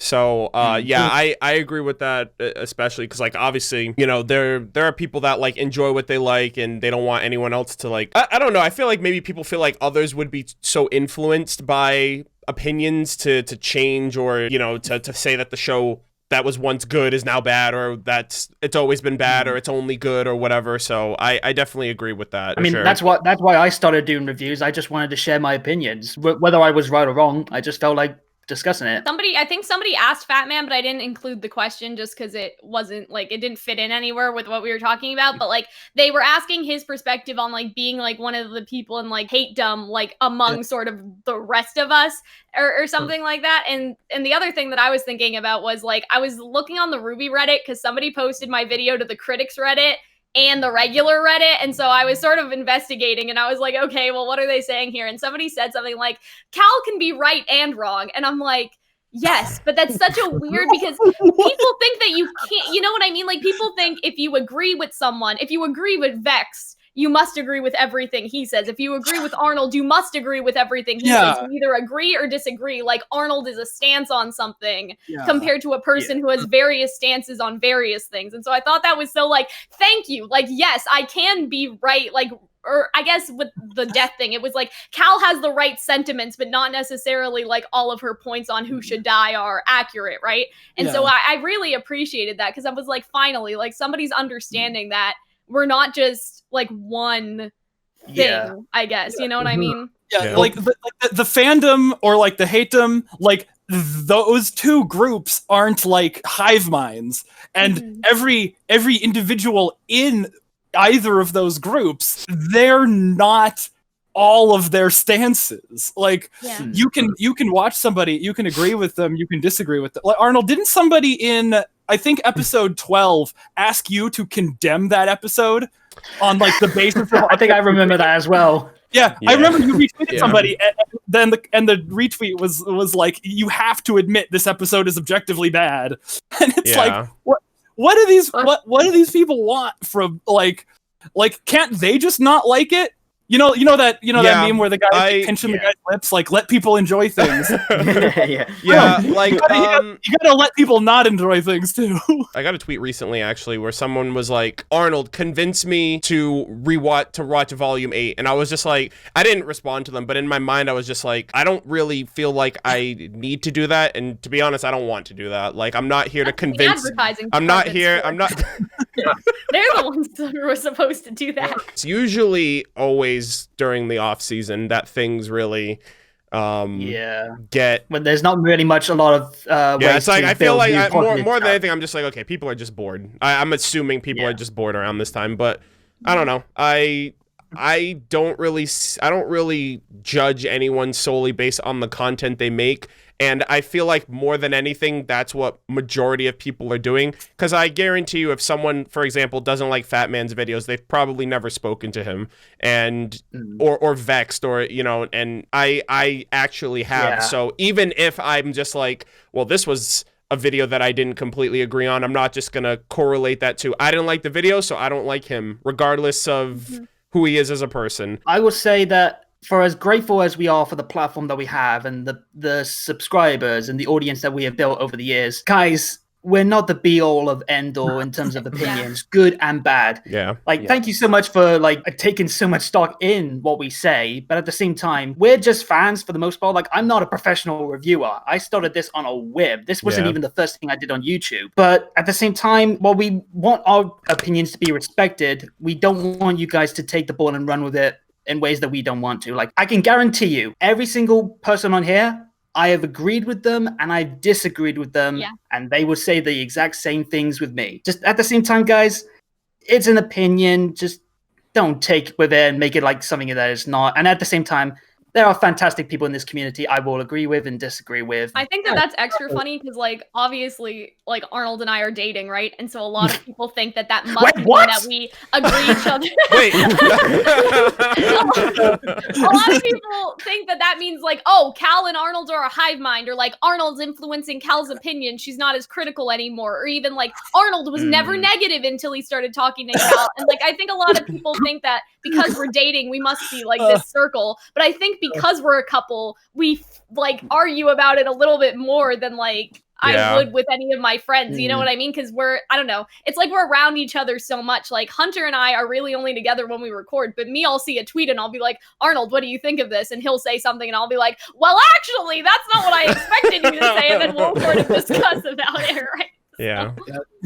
Like, I mean, like I do a lot of reactions with Dashi, and people were like giving her shit. Like on both sides, like one for like being positive towards things that I was being negative towards, and one for associating with me for being negative with things. Same with me and Bex. Two different people, like yeah. It's just like we can share interesting perspectives, like that are like opposed to each other. Like, you know, oh, it's neat to disagree. Like agreeing with someone is super boring. Yeah. That's exactly what I was gonna say. I was gonna say, I think overall, as much as I love the fandom, what it needs most is to learn that disagreement is valuable. And that there's value in like you can appreciate an opinion you don't agree with. You can learn a lot more from other people saying negative things as much as you can learn from someone saying positive things. Yeah. I think that's so true, because I was thinking about this the other day because of something, and I was like, well, if no one ever agrees with you, how can you solidify your stance? Like, it's the challenging of your argument that makes you think about how solid it is at the end of the day. And I know like opinions are sort of hard because at the end of the day, that'll be backed by other things like your emotions and stuff like that. But I just mean in general, it's sort of like it being challenged is how you think critically about it and how you can sort of fight for that thought. So if nobody ever disagreed with you, how would you know how intensely you love the show? Because I feel like whether you like it, like some parts or hate some parts, like it's that critical thought that comes with disagreement that helps reinforce your opinion in the first place. I've always said, if I can ruin something for you, you didn't really like it that much in the beginning. I totally agree with that, to be honest. Wow. Yeah, like if just hearing why I feel the way I do, like changes how you feel, it's like, did you really like it? Like, do you really not have your own reasons for liking it? Yeah. And at the same time, you are allowed to like lessen down how much you like something because of like other people's opinions. Like, okay, it gives you a second critical thought. Like, okay, maybe that wasn't as good as I thought.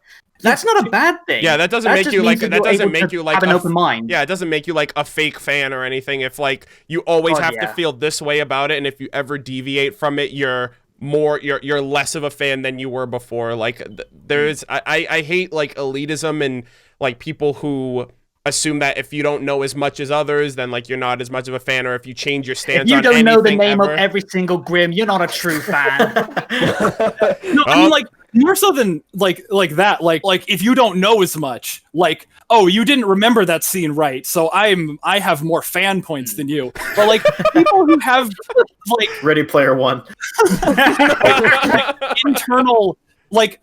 I don't know, internal, like, people who think that, like, changing your mind on something is a sign that it is a sign of weakness. Like, oh, he used to think this, now he thinks this. That means that he was wrong and will probably be wrong in the future. It's like, no, you could change your mind. Yeah. People who think you can't, you're not allowed to, or it's like, it lessens your validity to change your mind is... Opinions are not cemented. They're flexible. Yeah. And I did want to mention one thing. We kind of got away from it, but like I got a comment on my Volume 1 review a long time ago. That video came out in like 2014. It was like something, it was like a negative comment like, oh, would you say this like two miles and carry? Because my Volume 1 review has a lot of, like direct insults, if you want to put it that way.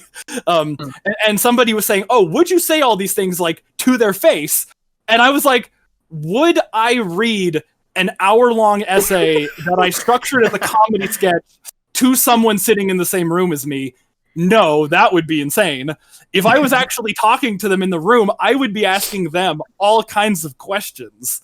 Like I don't think I would do much talking at all. I would have them review their own show to me.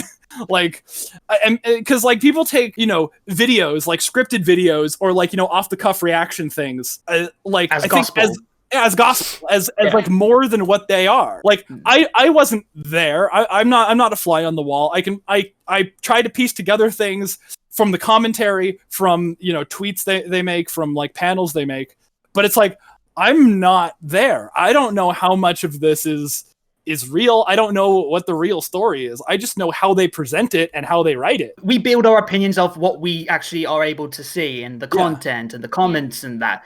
But we are not the RWBY. We are not knowing of everything that's going to come or everything that was explained in the past. At the same time, we're doing as much as we can. People forget that our videos are for an audience. And so the like, would you say that to Miles and Care? Like, I don't know. I also worry about that sometimes because I know people from RWBY have watched my videos. And so if I'm like dunking on Team Funky, like in the back of my head, I'm like, okay, but also I feel kind of bad. But at the same time, I need to remember that it's like, I don't know. I try to phrase things as nicely as possible. Like, this is how this could be fixed, or I didn't really like this. And I hope that they know it's not a personal attack on them. So like, I don't know. I always have anxiety about that. I'm like, fuck, what if Eddie's watching this right now? Like, I always get worried, but I know like I need to say what I'm going to say. And I think that I say it in a way that they know that it's like, it's nothing personal. It's just like, I think that this could be improved. Like, I hope that they're able to sort of take that. You know what I mean? And trust us, guys. The RWBY knows that a lot of these reviewers, even some that are in the hate them,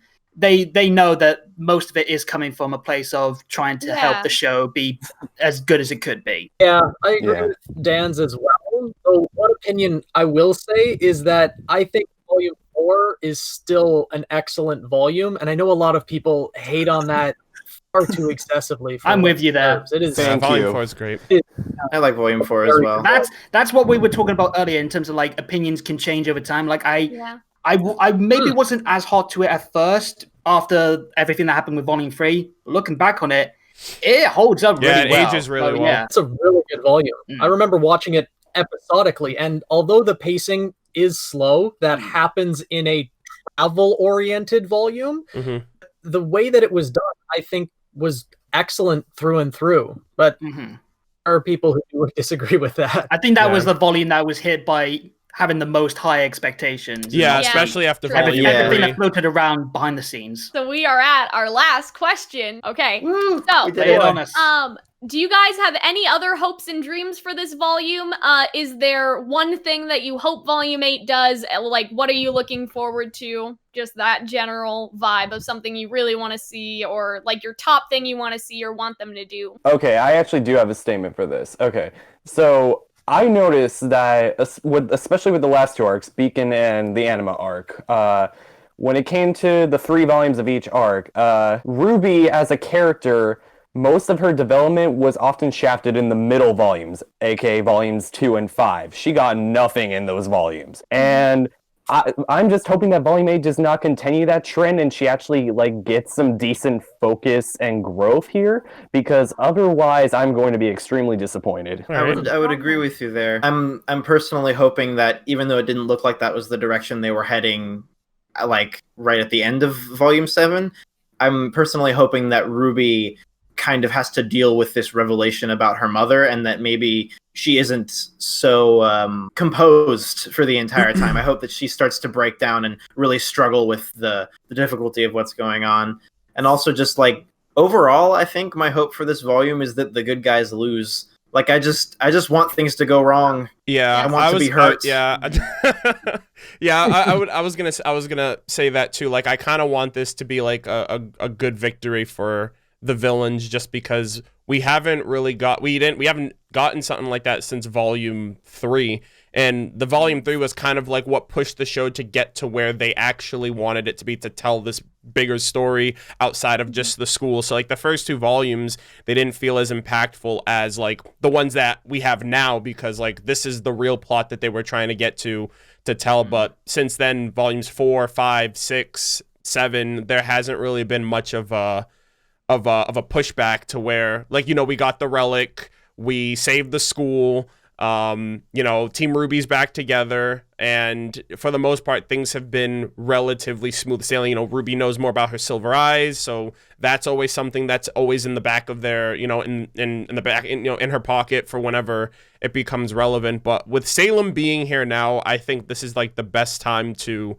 just like really drive the point home that like the villains are now, you know, they have the ball, and now, you know, the ball's in their court to do whatever. It's a bit of a wrestling cliche, but if you want to build up the big bad, you need to give them a win in their first real fight. And this is the best way to push things back open to everything affecting Remnant. So yeah, I'm on that as well.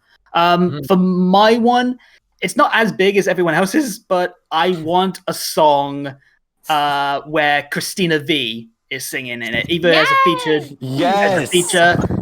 I would like a Robin song to counter Ironwood's Hero. And like try and break down everything that he builds up. I think that would be a perfect really song. awesome for the first 60 seconds, and then generic butt rock for 3 minutes. I mean, maybe, yeah. But when you have someone like Christina V, who's got such a fantastic singing voice, and we have had more outside talent, yeah, you gotta utilize that. And also maybe Jonathan Young as well. That'd be cool as well. I like his work. But yeah, that's probably like the one thing I could think of, other than just like lofty expectations. They've gotten other voice actresses to sing, like I think it's Elm's voice actress who was on Dawn the M. Bennett, yeah, so like they gotta and like Christina V Daenerys as well, she can sing. Let's get her on this as well. My hopes and dreams for Volume 8 is also a soundtrack thing. I want another bluegrass cover on the soundtrack. Yes. Nothing has compared to that bluegrass cover of Armed and Ready. Like, I mean, period. Like, you have to go back to like Volume 1 and 2 soundtrack to like even hold a candle to that song. I think that like I think I said this on Twitter, but I sort of was like, what if they gave Robin like a very like old-timey medieval like bard song, like almost like the songs in The Witcher, but then they did like that heavy for metal Robin bard, and like classic bard guitar and like rock music as well. That'd be interesting. And that's what they would do for Robin. Like that was my hope for the Volume 7 soundtrack, would be something weird like that, but they didn't do it. The leitmotif does have a lot of like acoustic guitar in there, so that could be really cool. Yeah. Also, we need more Spanish guitar. We need that. Yeah, I agree. My hope for Volume 8 is on a bit of the smaller scale as well.